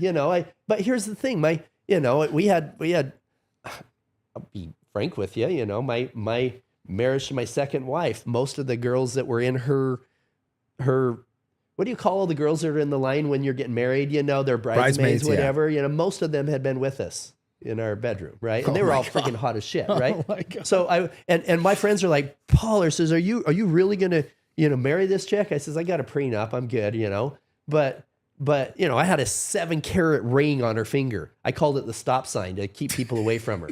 Jesus right? Her Mercedes, the license plate on her Mercedes, it said, I'm taken. Right? And we had a rule. We had a rule, if you're with she was into girls, and that was good because so was I. Right? Yo, you're hilarious. I love this. But I'm just being super honest about where I am. I love it. Yeah. I was miserable. I was happy on the outside. I was like, yeah, look at this party, all these girls and all this stuff. But my kids didn't talk to me. Yeah. I was fighting with my wife every single day, every day. We'd fight and then we'd have sex and we'd have fight and sex, and then this and she would, and after I did some of the inner work, I did a few of the psilocybin ceremonies, and here was what was interesting. I told you about the one where I felt that connection with everybody that I had hurt, and then I'm sitting there with the facilitator, and I had these beautiful bronze statues, these Greek gods. I had Poseidon, I had Zeus, I had Atlas in the middle. And I'm sitting there on the mushrooms, and I said to my facilitator, I said, I feel a lot like Atlas. Now, at the time, I had 4,000 employees for my company. Holy. I said, I feel like Atlas. I got all of this weight of these employees, I've this weight on my shoulders, but I was still in my ego self a lot. Right? But look how strong God made me. I pointed at the stomach muscles of my Greek God, right? Of Atlas holding the world. And I says, and I've got Zeus and Poseidon on either side. It's like God, these are gods that are protecting me, holding the world type of a thing. And she just smiles and laughs at my ego self a little bit. And she goes, Paul, she said, I admire that you're seeing some traits in those statues, but she said, as well as I do that those were mythological gods. She said, what about your relationship with him? And she points over at a statue I had of Jesus. And I said, oh, I don't qualify for a relationship with him. Mm. And she said, well, why not? I said, well, I grew up in the Mormon church and I left that church 10 years ago. I says, and I don't keep all the commandments, in my life. And I said, and my bishop told me that until I was rebaptized into their church, I wouldn't have the Spirit of God with me. And she said, well, do you really think that that's true? I'm like, no, I try to do good things. I do a lot of charity work and, I don't hurt anybody. Yeah, I sleep around, but I don't hurt anybody that I know of. She said, why don't you work on that relationship for a minute? So here I'm high as I can't even walk, right? And I reach and I grab that statue and she helps me bring it down. And I sit on the beanbag holding that for the next 2 hours, just crying. And in this, open neuroplasticity state with the music and stuff, and reestablished a relationship that I had lost 10 years before. Now, I'm very, very non-religious, but I've got a beautiful relationship with my Creator. And that changed everything to the point where I recognized that there was people in my life, including my wife at the time, my second wife, that was very much out of integrity in what she wanted and the direction I wanted to go, and some of my friends who were sleeping with prostitutes and whatever. And I'm like, you know what? That doesn't align with where I want to be in my life. I don't want to be a religious zealot, but I for sure want to have this feeling of that connection with God every day. And so that changed everything. I ended up getting a divorce with her. Tony Robbins called me and he said, Paul, he's been a huge supporter of the child rescue work for a long time. And called me up. He said, we were talking, he mentioned that I had some connections with some other big influencers that would be good at his event. So I went and grabbed one of those, went to his, we're literally front row. We've got Kardashians behind us, we're literally right there in the very front. And Tony had a part in his, and this is, I had figured out what I really wanted in my life by this time. And he had this part in his event where he has you identify like maybe something in your business that is not where you want it to be. And he has you write down in detail what it is, what it'll be like when you accomplish that. And he takes you there emotionally, and then he takes you back. And I thought, you know what? I've used this manifestation technique to create a multi-billion-dollar company, to even build the foundation, everything. I've never used it with my personal life. So I wrote down my relationship with, and my ex-wife's name was, my wife at the time, her name was Rocio. We named the little girl Rocio in the movie after, right? Yeah. My relationship with Rocio is, and this is how she shows up in my life. This is how I show up when hers. This is how she treats me in public. This is our connection, all of this stuff. And 15 minutes into it, I had this overwhelming feeling that said, Paul, you have the ability to change anything you want in your life, except for when it affects the free will of another person. If she chooses to be that person, that's great. But if she doesn't, then let it go. So I changed it to my relationship with the woman in my life is, and this is how the woman in my life shows up for me, and this is how I show up for her, and et cetera. Just pages and pages and pages. That very night, I found out something that pushed everything over the end. I texted my attorney. I said, I want divorce papers by tomorrow morning. And what did you find out? Well, we were down in Los Angeles. She was at the event, but she was out with some friends. That night, we were up on this top level of the Intercontinental Hotel. Yeah. And it was a restaurant up there. And I was talking with some friends, and she was with some people over at the bar, and she disappears for 2 hours. Where'd she go for 2 hours, right? And she comes back to the hotel, and she's just drunk, passed out. Her phone was there, starts buzzing. Some guy named Miguel. I'm like, what the hell? It's 2 a.m. Miguel, Now, yeah, we had a pretty fucked up marriage, but we had rule number 1, girls only. Yeah. and but either way, it was dysfunctional. And so I find out there's a guy that she met at the bar, ended up being in his room for a few hours, all this crap. And I'm like, you know what? I'm done. I'm done just worrying all the time back and forth this energy. And I love her, but I cannot continue in that frequency. I can't. And so I 2 months later, after we filed and ended everything, I was in Haiti. I had done 12 undercover missions in Haiti. I was at a funeral for one of my operators. It was the last time I would ever be there. The corruption was off the charts. And I was at the airport, my last time in Haiti. Behind me was a beautiful woman. I tell people meeting a beautiful Colombian actress is kind of cool, but when she's donating her time in an orphanage in Haiti, that's next level. Yeah. You know? She got a heart. Oh, yeah. Yeah. So her name is Ada Vanessa, Hada, Ada Vanessa. In fact, here's my mic drop. You ready for this? So, Yeah. So Henry Cavill. Henry Cavill is the actor who plays Superman. You know, Yeah, he's yeah, I like know. he's a Batman, Superman. He's the Not the good-looking- most recent Superman. Yeah, though. the most Yeah. recent one. He's not GQ. Yeah, Henry Cavill. Yeah. You know, he's like cut, chiseled, right? Henry was at Vanessa's work almost every day for about 3 months. They started to date. Nothing big in public. They went on like 3 dates, and then she met me. I stole Superman's girlfriend. Yeah, you're fucking funny, bro. Oh my So god. now she runs the Child Liberation Foundation. That's my mic drop. You're Not buying hilarious. a helicopter, not rescuing the kids. Not Yeah, whatever. no, you got that's. I mean, that's. I respect that. That's a good one. Huh? Yeah, I respect that. That's big time. He had on his phone, on her phone, his name was there. I don't know if he put it this way or if she did, but his name was Henry Cavill, my future husband, with his phone number. He So- definitely put it there. Yeah. Yeah, he definitely put it there. I changed it to Henry Cavill, the fake Superman. Bro, you're hilarious. Oh my god. Oh, okay. So- Hold on. I want to go back to something you said though. It Okay. was significant for me, and I think for a lot of people.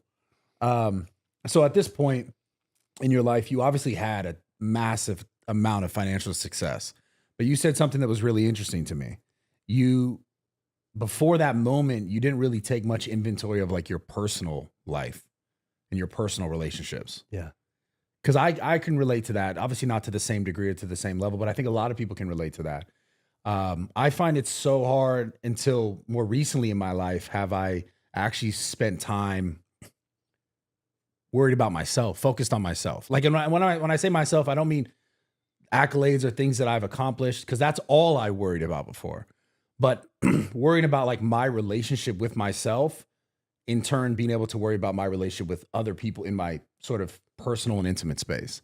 I think a lot of people have a very hard time balancing those two things. So you spent how many years of your life like building wealth? And then how many years of your life now have you actually spent worrying about yourself and focusing on yourself? Like you. Yeah. It Yeah, seems it's- like you spent majority of your life amassing success and wealth and Absolutely. things that everyone on the outside, oh, that's amazing, helicopters, all this cool shit, right? Money, which we all like you said, of course, God would not want you to be poor. God would want you to succeed and to strive and to garner success and to have things and to be able to live a life that you want to live. I think, and maybe this goes back to the conversation around like the psychedelics and the healing. Most people are not thinking about that whole other side of their life. Like I know from myself, for example, I must have spent all my time on YouTube and on the internet. It was always like, what's next? What piece of content is next? How do I go forward? What company do I make next? How do I make more money? How do I grow this thing? How do I continue this thing going? And I lost a lot of good relationships. I lost a lot of good friendships. I lost just a lot of time for myself. Yeah. And I struggle with that a lot. I struggle like looking at that and being like, damn, it could have been better. And not even this, and again, this is not financially better. And then I struggle because I go, man, if I gave myself more time for space for those moments and those people that were really like good in my life, that the rest of my life, even the thing that I was so focused and fixated on being money and having, that would have also been more benefited than just focusing on it the whole time. Mm-hmm. And so I go back and forth. And I'm like, damn, did I fuck up? Did I make these mistakes? Is it fixable? Am I, is it like Everything's fixable. But I think it's so important for us everybody to just take a second, sit down and write down what's important in life. Why are we doing it? Why are you doing it? And it's okay if the important thing in life is ego and lots of girls, that's okay. That's, I'm not judging anybody there, right? If your important thing is your health, if the important thing is that you're a healthy relationship, whatever it is. Years ago, I was at a conference, and the one of the guys came up and he had this big jar, glass jar. And he's up there and he has these big rocks. He sticks them all in the jar until it's like totally full. He said, you think I can fit any more in here? As he's holding another rock. We're like, no, there's not, you can't fit another one. He sets it down and then he takes out a bag of gravel and he pours the gravel in and it all goes in. He's we realized, okay, there was more there. They put all the gravel in. And then he said, can I put more gravel in? No. He says, can I put more in? And we're like, maybe, would depend on more what. And then he puts sand in and then he pours water in. And at the very end, he said, what did we learn from this? And all of us are like, oh, well, you can always fit more. You can always fit more. He goes, nope. He said, the lesson from this is that if I started with anything other than the big rocks, I never would have fit them in. Right? If you put the gravel in first and the sand in first, the big rocks wouldn't fit. So prioritizing the big rocks in your life and making sure that those are in place, then everything else fits. And so, and again, it's okay. Here's I'm going to throw this out to any of the Christians in the audience. A lot of people are like, oh, God says you can't be rich because it says it's harder for a rich man to get into heaven than a camel to get through the eye of a needle. It says that in the New Testament, right? Yeah. Screws up a lot of people because we're thinking, okay, a camel is huge. Eye of a needle is really tiny. What is that? How are you going to fit them through there? Yeah. Well, there's evidence that says that back at the time of Jerusalem, there was a wall that went around a lot of the cities, and this wall would prevent charging armies from coming through on horseback. But there were doorways that people could walk through that was just as high for a man, but not high enough for a horse. Well, it was called the eye of a needle. And if a camel was to get through it, two things had to happen. He could be burdened. He can have all kinds of packages on him, but you would have to unburden himself, unattach the things of this world, and the camel had to get on his knees, okay?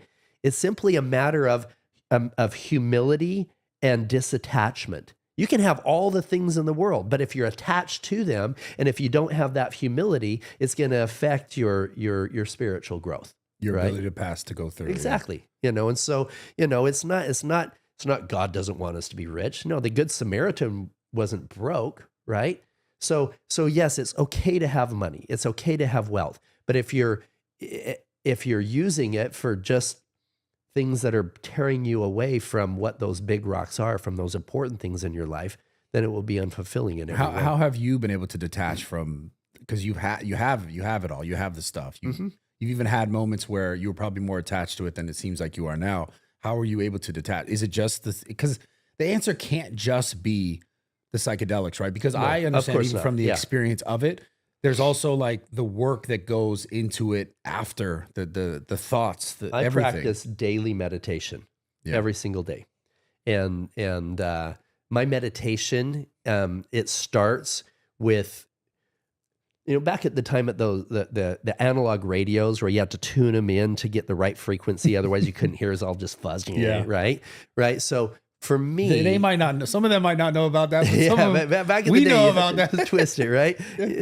And so for me, the frequency of the universe, the frequency of creation, the frequency of love, the frequency of God is two things. It's infinite gratitude and unconditional love. So I tune into that high frequency when I'm coming into my meditative space, and in doing so, it's and then I imagine this light from the center of the universe just coming through me, and then I feel it expanding my heart out and connecting me heart to heart with that infinite love of God flowing through me and connecting me with not only my family, my friends, but all of humanity. And when I can connect on that level, then it changes how I approach everything else in my life. In fact, I have a book I'm almost done with on, I don't know if I'm going to call it infinite wealth, or I was going to call it conscious capitalism, but that name's already taken. So infinite wealth, and it talks about a complete change in how we approach money, how we approach wealth, where if you want to make $100 million, it's super easy. Just create $100 million, $200 million worth of value in the lives of others. That's all that it is. People think it's so alluring, I can't get there. No, if you want to make $1 million, create $1 million worth of value. That's all. And unfortunately, we think that we live in this zero-sum world. We think that that in order for me to make 10 million, 10 million has to go out of the pockets of other people. And it's because we were trained incorrectly. My chapter 1 is scarcity versus abundance. Your economics teacher lied to you. Because in economics, we're taught that economics is the division of scarce resources, which is a fallacy. There's enough money there's enough resources in this world where every one of us could have all the clothes we could ever wear, all the food we could ever eat. The problem is we think we live in this world of scarcity. And so, that's a whole other hour conversation. That goes back to kind of what we were talking about earlier. Yeah, exactly.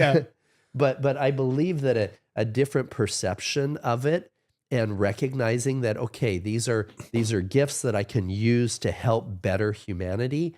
It's not something that, and I still fly in nice jets. I didn't fly here. I flew here but I flew here first class. And I there's nothing wrong with working hard and having a good lifestyle, but there's something that's so much more fulfilling when you're creating positive value for humanity. Let's talk about the value for a little bit. So I feel like most people nowadays, when they're thinking of, say, trying to make $100 million, or even $1 million, 500,000, it doesn't even matter, right? Yeah. People are lost when it comes to how do they create value, I feel like people don't know a direction, because I get the question all the time, like, I want to do this, or for me, it's always like, they'll take me as the example. I want to be in social media.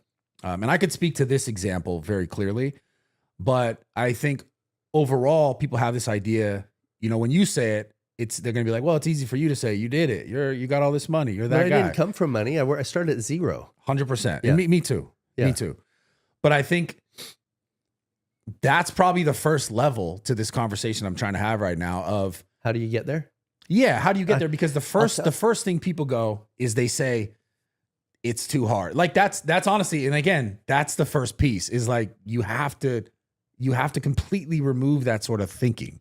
I'm going to answer with a quick story I think you guys are going to love. Yeah, go for it. So 35 years ago, my first wife, we got married. She was a model for McCarty. She was, they do like the Sports Illustrated stuff and whatever. She was on the Crimson line. She was a dancer, 112 pounds, 5'9", gorgeous.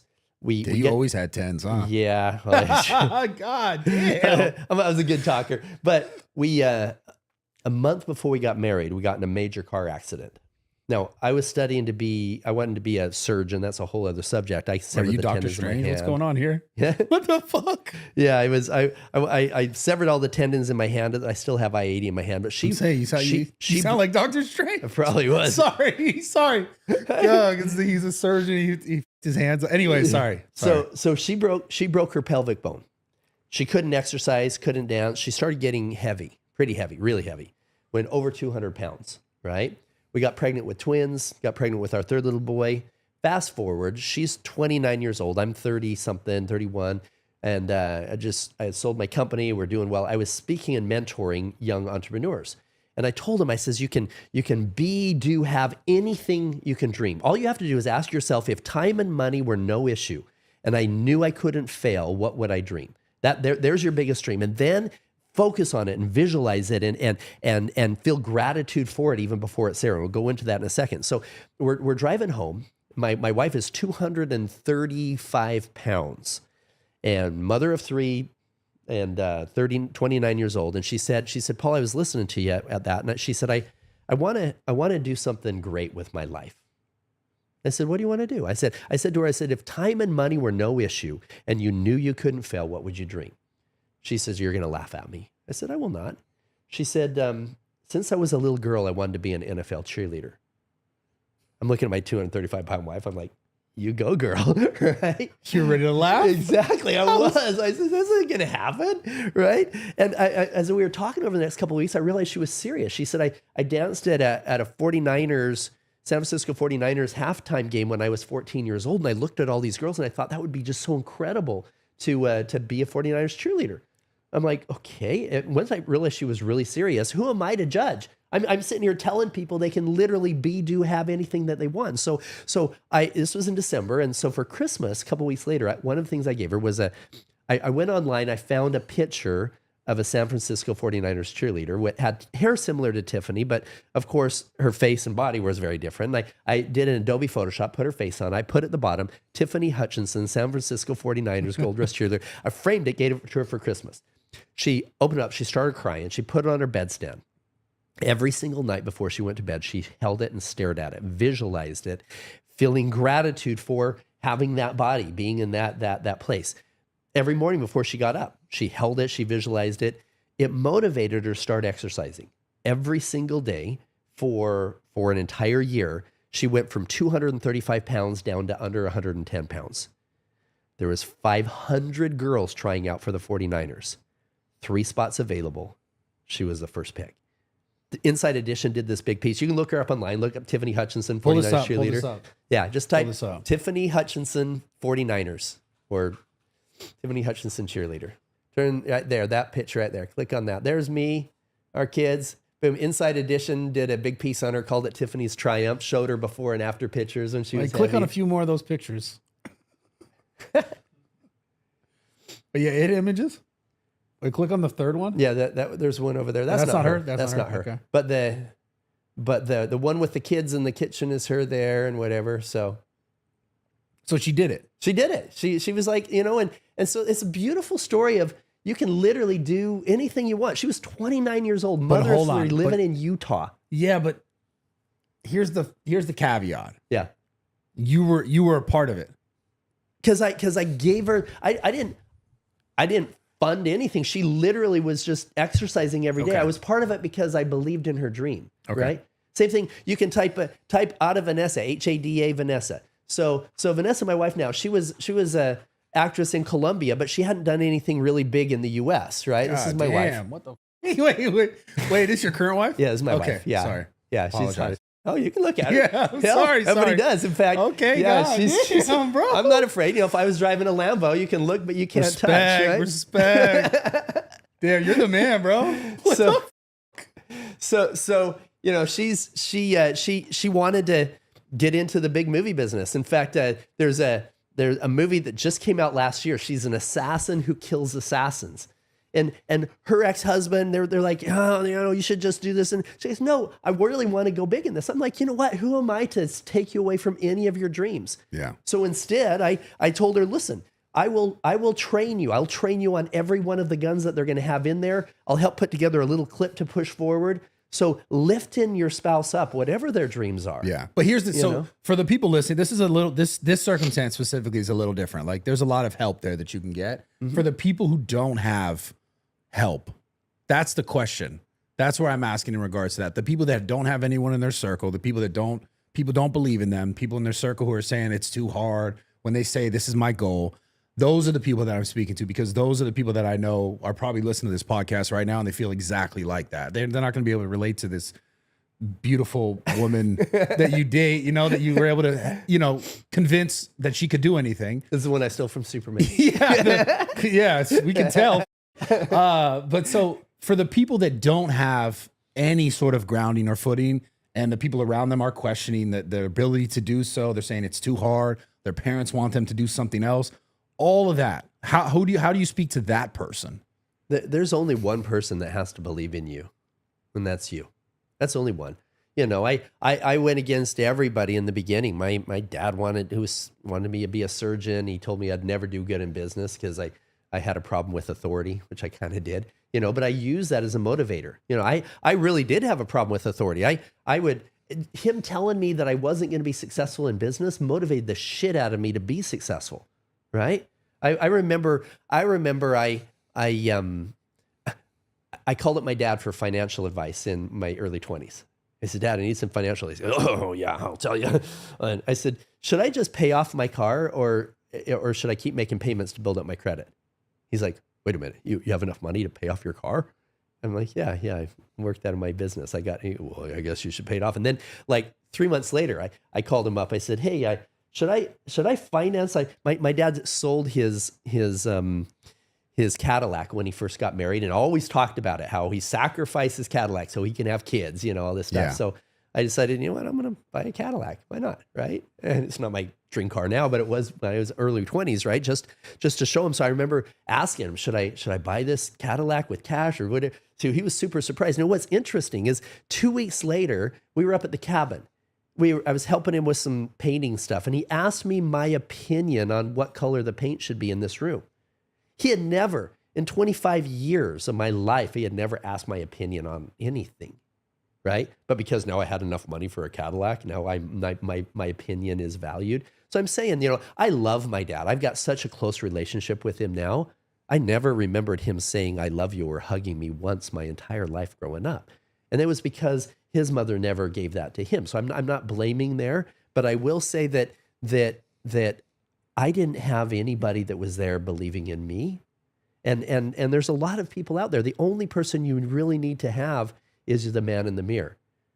You believe there, just like, you know, my first wife, Tiffany, you know, holding up that picture, that visualization, that seeing herself there. She did all of the work. I didn't do anything other than give her that picture for Christmas. Yeah. Right? She did all of it in visualizing every single day that she could become that cheerleader. And that's around the concept of intention, like believing you could have it. Like, what is it going to feel like when you have it? What will you know, what will your life be like when you have it? All those ideas, trying to create that reality, even when it's not existing. That's the intention. I believe that the best way to eradicate world poverty is not to show pictures of impoverished people to affluent people, right? You know, here's all these starving kids in Africa, you know, donate money. That's not how you're going to fix it. You're going to fix it by showing videos and pictures of affluence to those people in poverty, helping them see that they have the ability to pull themselves out of it, giving them the tools,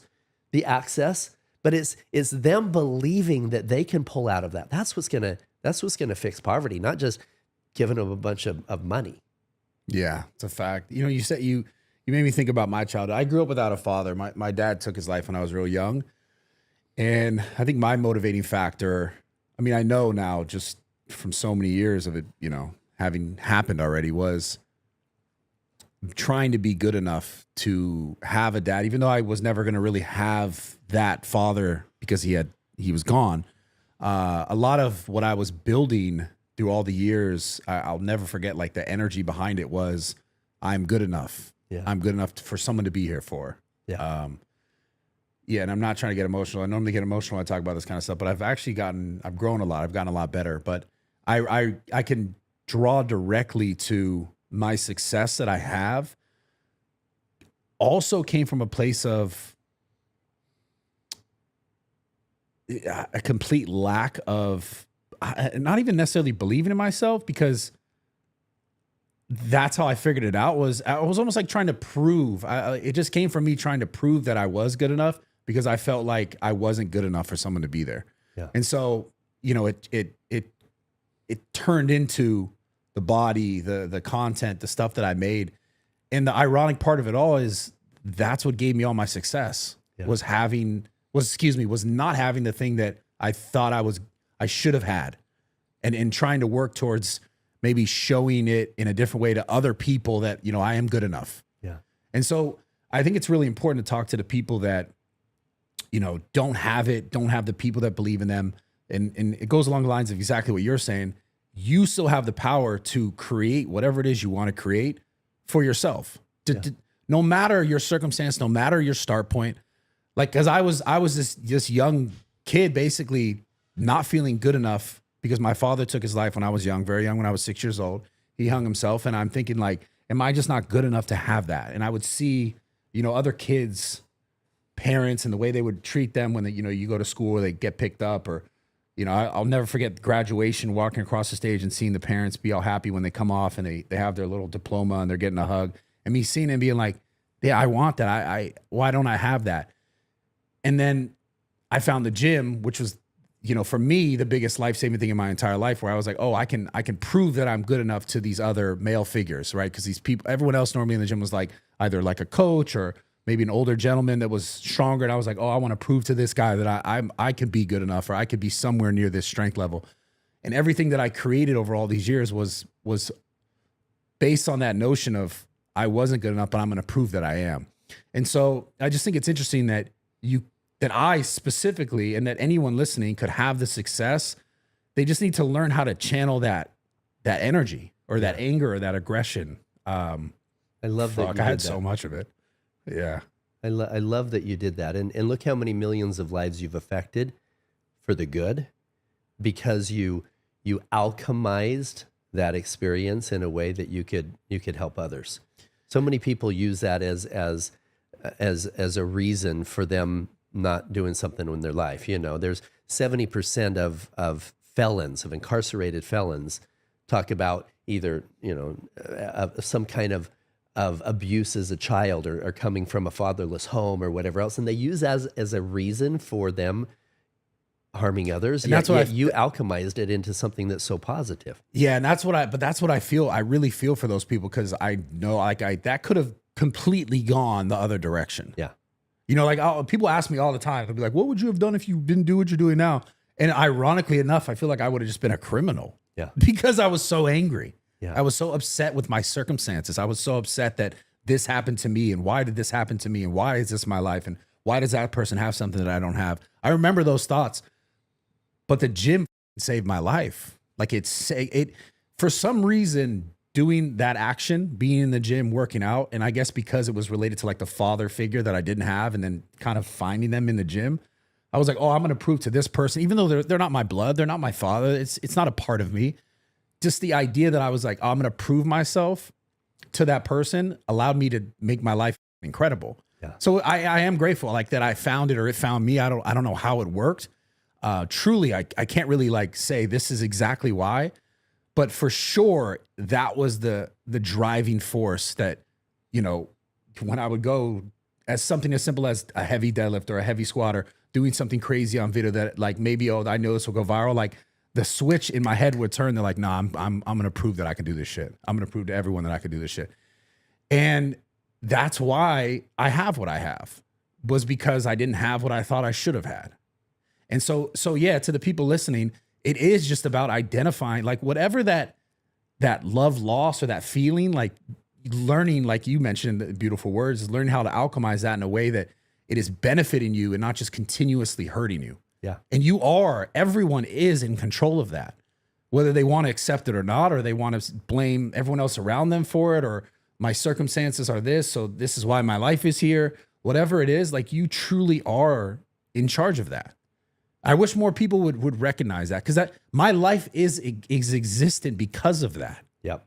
Like the reason why people would even come up to me, and I go to these events, these expos, and talk to all these people, and I have lines for hours. Oh, I watched your content. You said this. You talked about your life. Because I would do these lifting videos, and I would just talk about my life and my experiences and how I feel. And obviously, I would do a lot of lifting videos where I would, this is how you bench, this is how you do this.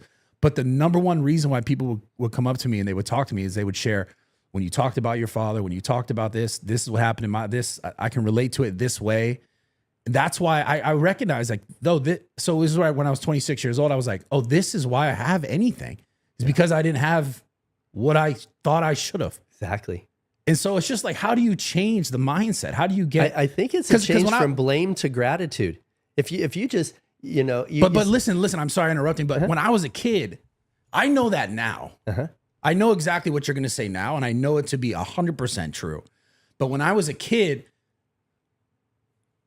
I didn't have I didn't know, there was no like, okay, this is what I'm going to do with it. I'm going to make me better. I don't know what was the thing that actually, like, how did I discern that, okay, this is terrible, but I'm going to use this to make me better? I didn't. It just happened. Yeah. So that's why I feel when I have these conversations and I talk to people, it's like, I don't know how I did it other than just doing it. But like, was there anybody in your life that just kind of inspired you to take this road instead of that one? Did you have somebody you saw that? No, I was just beautiful. Just a dude in a gym, and like, I was weak and I wanted to be stronger. And there were other fatherly figures kind of in the gym that were, I would train with them, and I was like, damn, he's really good at the bench press, benching 315. I was like, I could barely bench a plate. And I was like, damn, I really want to do this. That was it. So, that's what I'm saying. I don't know. There was no moment where I was like, oh, aha, I get it. Yeah. That moment came, 20 years later, Like, because he took his life when I was 6. It came 20 years later when I was 26, and I was like, oh, it all makes sense now. Yeah. But when I was doing it, I wasn't recognizing that's what I was doing at all. So that's the interesting part, because I can look back now and say, hey, this is why. And that's why I get caught up and I have these conversations and I try to explain to people, because it's like I can materialize it to everyone now because it's real. But when I talk about it as a kid then, or I think about it as a kid then, it was like I was supposed to do that. And I didn't know, but I didn't know why, or I didn't know how. That was like what I had to do. There's a crazy side thought on it. What if we picked our parents? What if we picked our experiences on purpose to, the difficult things in our life? What if we, before this life what if we're the architects of the whole thing? Not just our architects as we're in the game right now and we're making decisions. What if we're kind of the co-creator of this experience for us? And we knew that by having that difficult thing with this father who yelled at me at this age, or who died at this age, or whatever, that was going to create an environment that would help me grow in and experience things in a way that I never could. The old adage of the piece of coal, the only way that becomes a diamond is with a whole bunch of heat and pressure. So I look at the heat and pressure of my life, and I ask myself, okay, I can look back with gratitude because it's gotten me to where I am now. And I can also look back saying, what if I chose that shit? What if I purposely put these things in my life so that I could have those really hard lessons so that I could come out a better person on the other side? But that's my question, is how can you choose something that you don't even know you're choosing? Because that perspective that you're speaking to is like, it's, the concept is way different than the concept that we're, learning and we know as in our linear life of we're born, we learn a bunch of shit, we deal with it, trauma, we unpack, we pack, we try to get it out, and then we go towards our goals, and then we try to help other people. That seems like to be most people's cycle. But the thing that you're speaking to is almost as if we were here before, and then we decided that this was going to be my life in this time. That's like what you're speaking to. Maybe.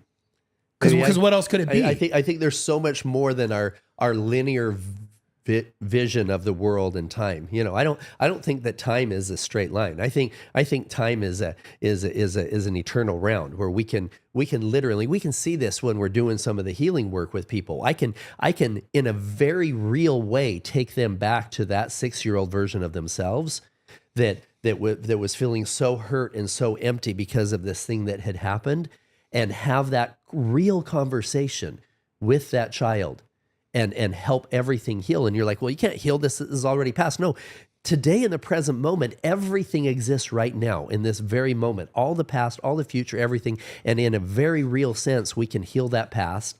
And yes, I believe that we are not just the masters of our own destiny, like Tiffany seeing that picture of that 49ers cheerleader and visualizing that. But I believe it's even more than that we are helping to put certain things into our life. I don't think that it's the law of attraction. It's the law of creation, where our thoughts indeed are things, and we're connected to this greater expansive consciousness of growth and creation that we don't get when we have our blindfolds on and we're living in this linear life. I think you're right, but we're still speaking in hindsight. So that's my question is, so then do you think that some people are just supposed to do more and some people are supposed to do less? It's a choice for all. There's no supposing.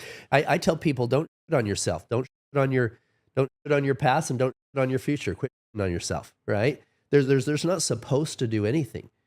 We live in this life of rules and supposed to this and whatever else. No, this is, if I recognize, and this is going to piss some people off here, but I'm just going to throw it anyway. I realized that if I'm ever judging another human being, whether it's cutting me off on the freeway, whether it's for stealing $2 million from me, whether it's for selling me a child, if I'm ever judging another human being, there's a 100% chance, not even 99, 98, there's a 100% chance that I don't have all the facts. I don't know if that guy that's cutting me off on the freeway, I don't know if his wife's in the hospital. He might just be an asshole. But even then, even being an asshole, I don't know where that asshole came from. You know, I don't know where he was at as a child and what kind of things are going on in his marital life, whatever it is. Now, he still needs to get a ticket, gets pulled over so he's not putting my life in danger. Even the guy selling me a child, I don't know. He was probably abused himself as a child. There's probably 1,000 bad things that happened to him and 1,000 bad decisions that he made. Now, I can still, I tell people, don't get me wrong. I am not a sympathizer in any way. I've literally put my life in danger hundreds of times to ensure that their innocence is preserved, that innocence is taken care of. But I and those guys will go to jail. But I can't judge. I can't do it from a space of hatred. Even if there's a rat in my kitchen, I don't have to let him stay there. He's creating disease. I can remove him, but I have to understand that he's being a rat. In the best version of being a rat he knows how to be. And I can remove him from my kitchen from a place of compassion. I can probably still kill him. He can come back in another life, not as a rat in my kitchen, right? but at the same time, I don't have to be in this energy of judgment, because there's only one person in the universe that knows all the facts of that guy cutting me off on the freeway, and it ain't me, right? So you seem to see your thought then more lies in timing then, right? Because then all these things we're kind of speaking to, it comes down to, like, for example, myself, I didn't know why I was making those decisions I made until at one point in my life on my linear timeline, it made sense. So to anyone here listening, I guess then wherever they're at, as terrible as it is, or as great as it may be, or as terrible as it may become, it's all the right time, because you're supposed to, this is like, comes back to that idea of you're exactly where you're supposed to be. Yeah. Right. By choice. And then it comes down to you recognizing and realizing where it is or where you really want to be to actually make those changes so that you can actually get to where you want to be and what you want your life to look like or feel like or be like. Yeah. If you're not where you want to be, then you are the master of your own creation. Just make another choice. Where do I want to be? Yeah. You know, and that's what's beautiful about this is literally every single human on earth has the ability to create a different future than the trajectory they're on right now. Everyone. So meditation and what else are the two main things that keep you on the understanding of that allow you to, because like it's hard, right? Things will happen. Something will happen in your life, whether it's like an ailment, you know, God willing, it doesn't happen, but something bad happens, right? Life is not, it's perfect forever. Something bad at some point is going to happen. Family member, yourself, whatever. What keeps you back on track? What do you use to keep you back on track? In addition to my meditation, I practice a principle of, I'm going to call it detachment. For example, yesterday I was on the phone with my wife and my daughter and her new boyfriend, right? And I was at the store, and I'd been literally every single day in a different airport flying, and I'm like, okay, I want to make sure I'm staying super healthy as I'm moving forward on these. And so what are some things I can buy here? And my daughter's telling me, oh, you get this ginger, whatever. And my wife's like, hey, get some Manuka honey, whatever else, right? Yeah. My daughter's new boyfriend chimes in and tells me, oh, you should do this. And I immediately put up this, what the fuck is this dude telling me shit, right? And Shut the fuck up. And I recognize. How old is he? He's 25 years old. This guy. Exactly. What do you know? But instead of what I did, I took it as an opportunity to look at that feeling and say, detaching myself from my own feeling. I am not angry. I am not happy. I am not sad. I am in my own total presence of being me. And I'm going to take these feelings and I'm going to detach myself from them. And I looked at that feeling. I'm like, okay, Paul, that's interesting. Where's that feeling coming from?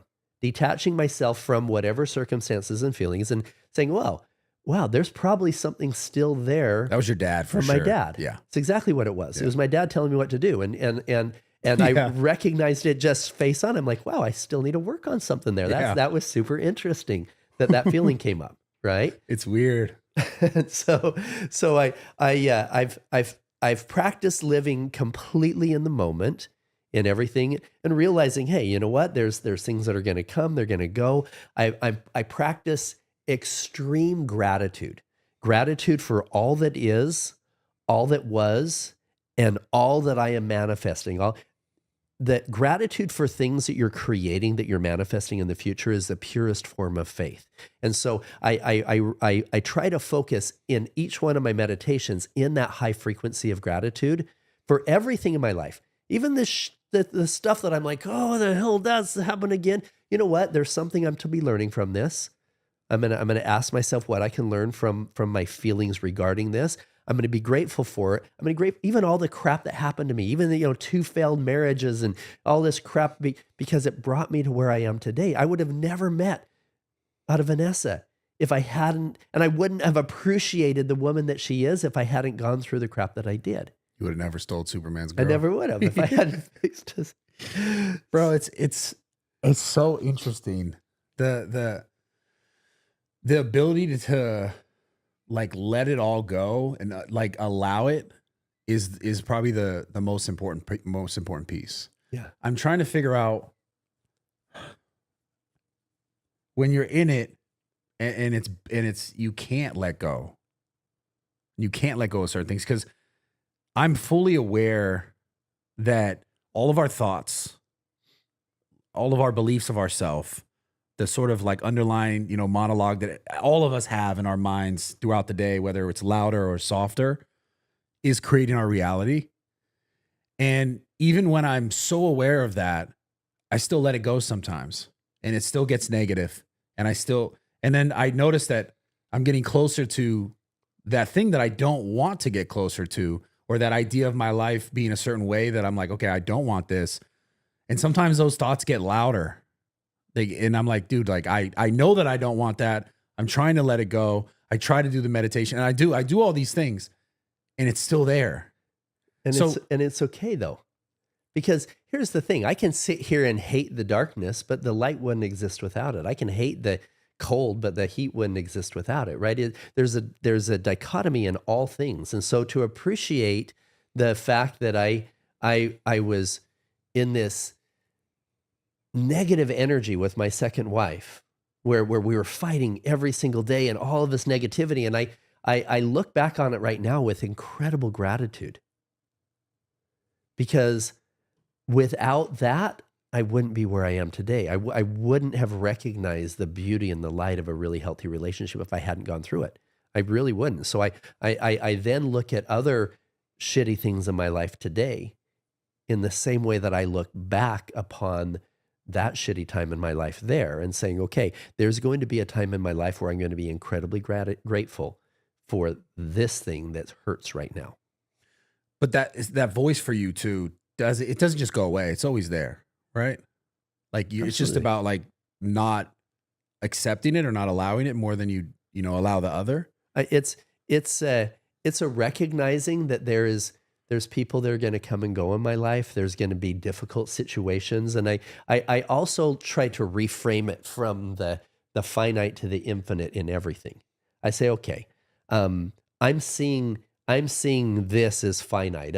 There's this person died. Okay, that relationship is gone. Is it, or is this simply a perception of time where there is going to be so much more in the infinite scale? The same thing with, money and resources. Great. That guy just stole a few $1 million. This deal went bad, this thing, whatever else. That's okay.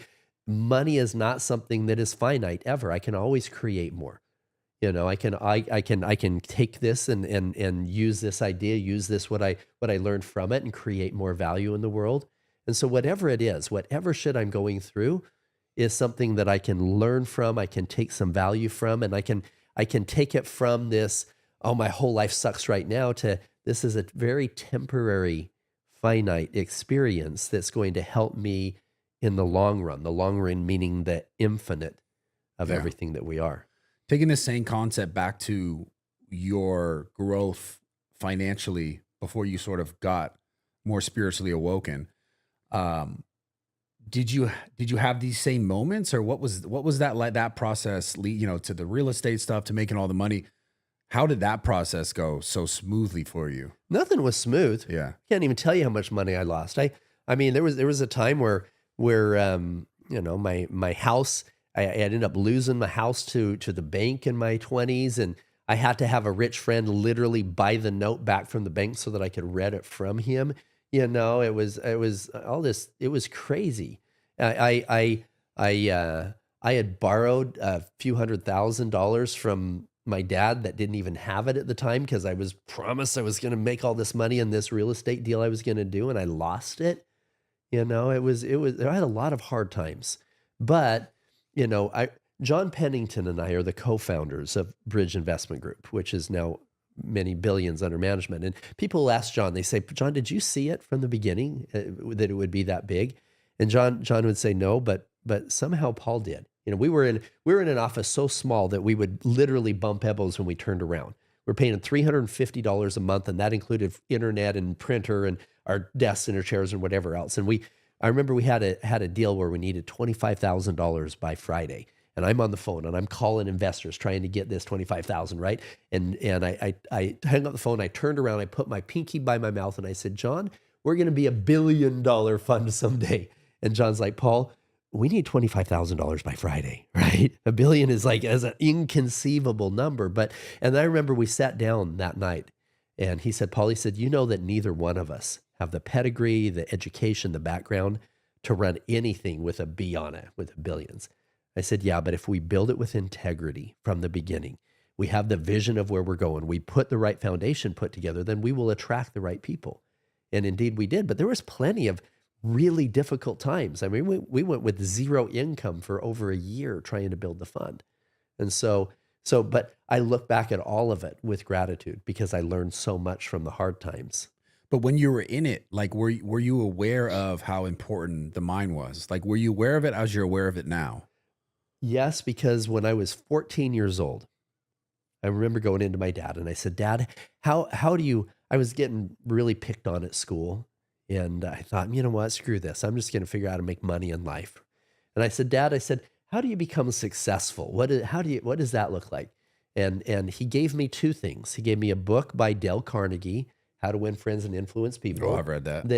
That helped me understand that every person I talk to is 1,000 times more interested in themselves than they are me. And if I can really put myself in their shoes, that makes all the difference. And then he gave me a second, it was an audio program by Brian Tracy called The Psychology of Achievement. And that laid the foundation for me of understanding that my thoughts were things, that if I just simply looked in the mirror and shaved a millionaire when I was shaving and visualized that everything would happen. And then a friend gave me a book called The Science of Getting Rich. And if you follow the genealogy of all of the self-help, mental, everybody from Brian Tracy to Tony Robbins and everybody, a lot of them got their start with a company called the Nightingale Conan Corporation in the 70s and 80s that created a lot of content of helping people see that their thoughts were things and that mindset was so important. Well, their company started with this little green book called The Science of Getting Rich. It's only like this little teeny thing. You read it in an afternoon, but it talks about how literally our thoughts are energetic powers that connect with the world around us, and that there's a thinking stuff in which all things are created. This table, this book, this microphone, this was all created in somebody's mind before it was created physically. So it was a spiritual creation before the physical creation. And so I started learning these concepts early on, and that's what made all the difference, is realizing that, okay, it doesn't matter if I don't have the support or not. All I have to do is recognize how powerful my thoughts and my words are in creating this world of abundance that I'm looking for in my life. But then at some point you have to be able to translate it to like real tangible things. Oh yeah, you can't sit around and just believe. This whole faith without works is dead. That's a business principle, right?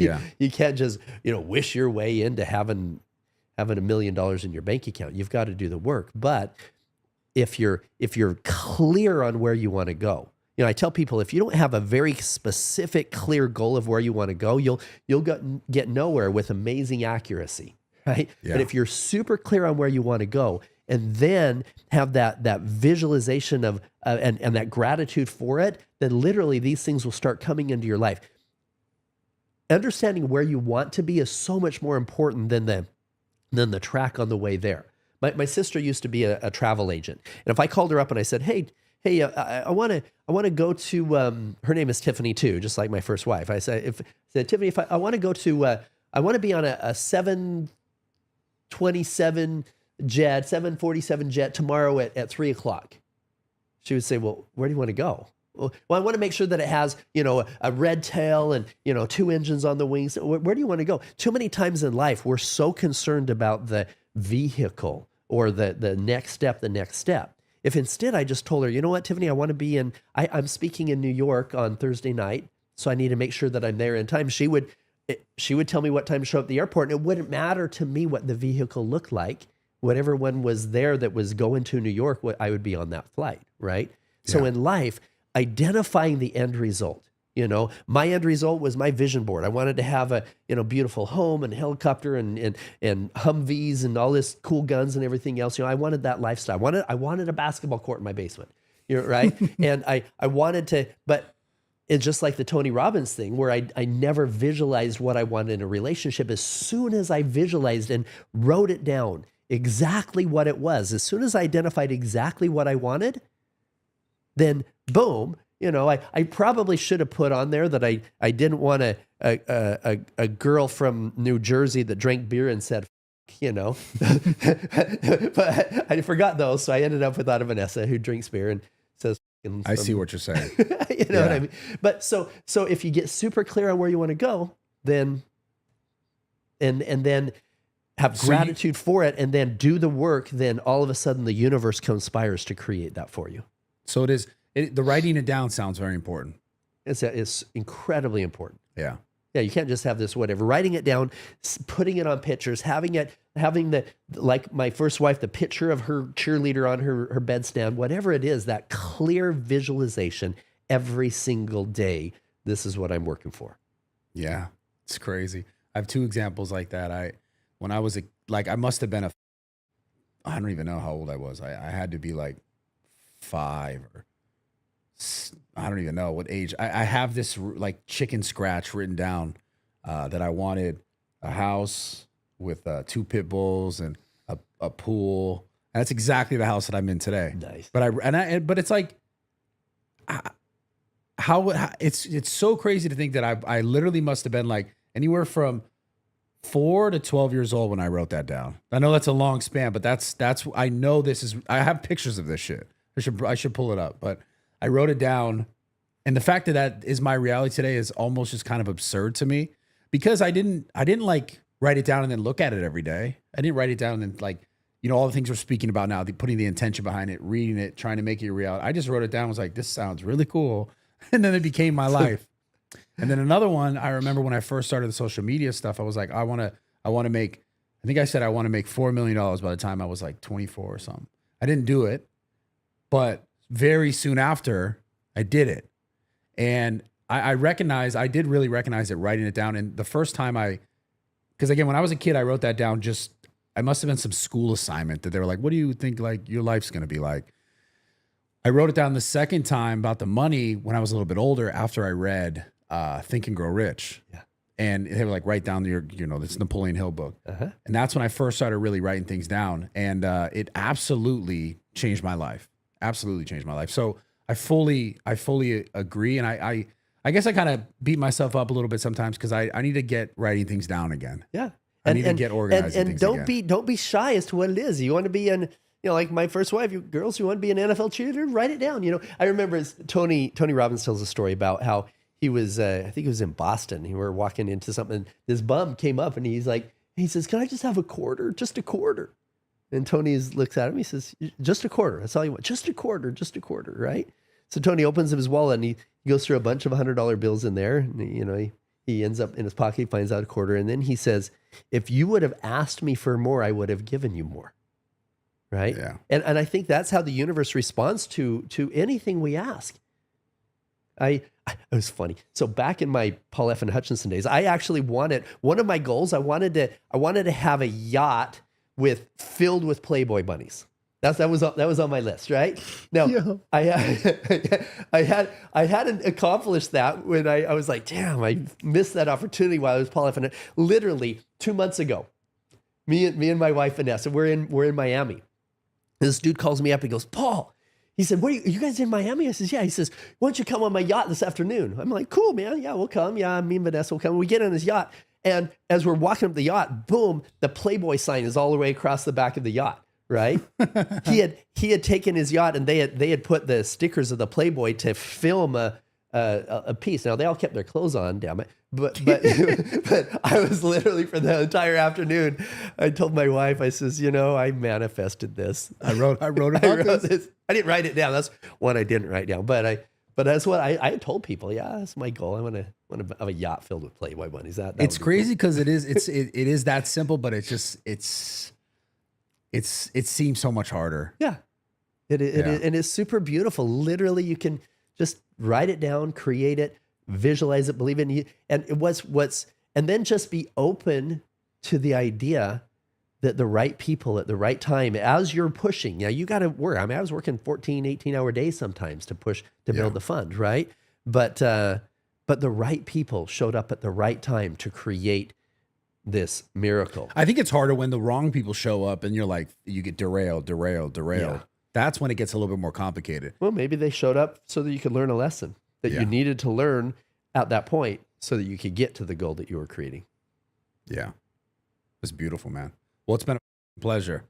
This has been fun. Pleasure. I really thought we were going to talk about undercover child rescue missions, and we kind of did a little bit, but no. But this was way better. This is literally what I love to talk about. This is my favorite subject. I had an idea because I read a little bit about you, and once I read about the and normally I don't do really any research. I'll know enough about what you've done, and just I'm genuinely curious.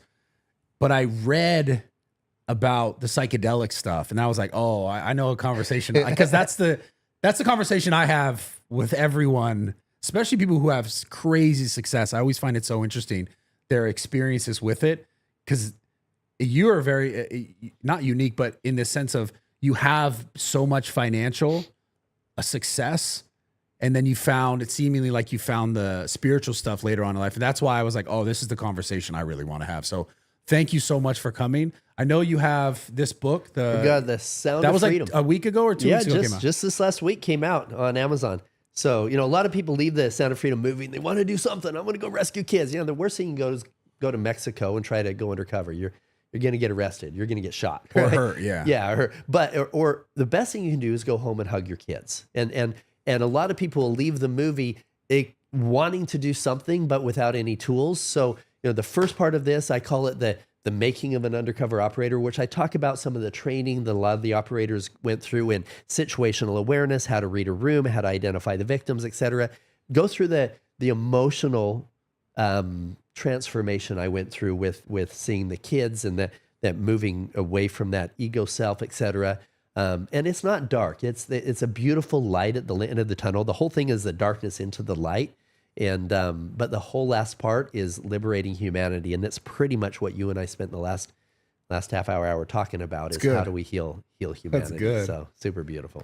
And yeah, absolutely. Thank you so much for coming. You came on a really short notice too, so thank you, man. I was in Dallas yesterday, and I was supposed to be in San Antonio. I'm on podcast tomorrow, and they said, "Hey, you can get to LA for like one day." Yeah. You know what? To go see Brad, that would be super cool. Awesome, brother. Thank you so much for coming. Super That grateful. was really good, man. I appreciate you so much. Thank you. Is there anything else you want to tell the audience, to tell the people watching? Liberating Humanity. You can find me on social media on Liberating Humanity, or just go to liberatinghumanity.com. You can get some information on how to keep your kids safe and about the retreats. We have a bunch of links on there about how to navigate this whole world of facilitators and shamans, who half of them don't know what they're doing, and a lot of them do. And so I would encourage you to follow some of those links, get some information on. Yeah, there's a lot of phony actors in that space too. I'm aware of it. Yeah. But yeah, if you have the right stuff, I honestly, like, that stuff completely changed my life, which is, again, kind of why I want to talk more about that overall than anything. So I'm thank you so much. Incredibly grateful for you spending this time with me today. Thank you. Absolutely. Thank you, brother. Cool.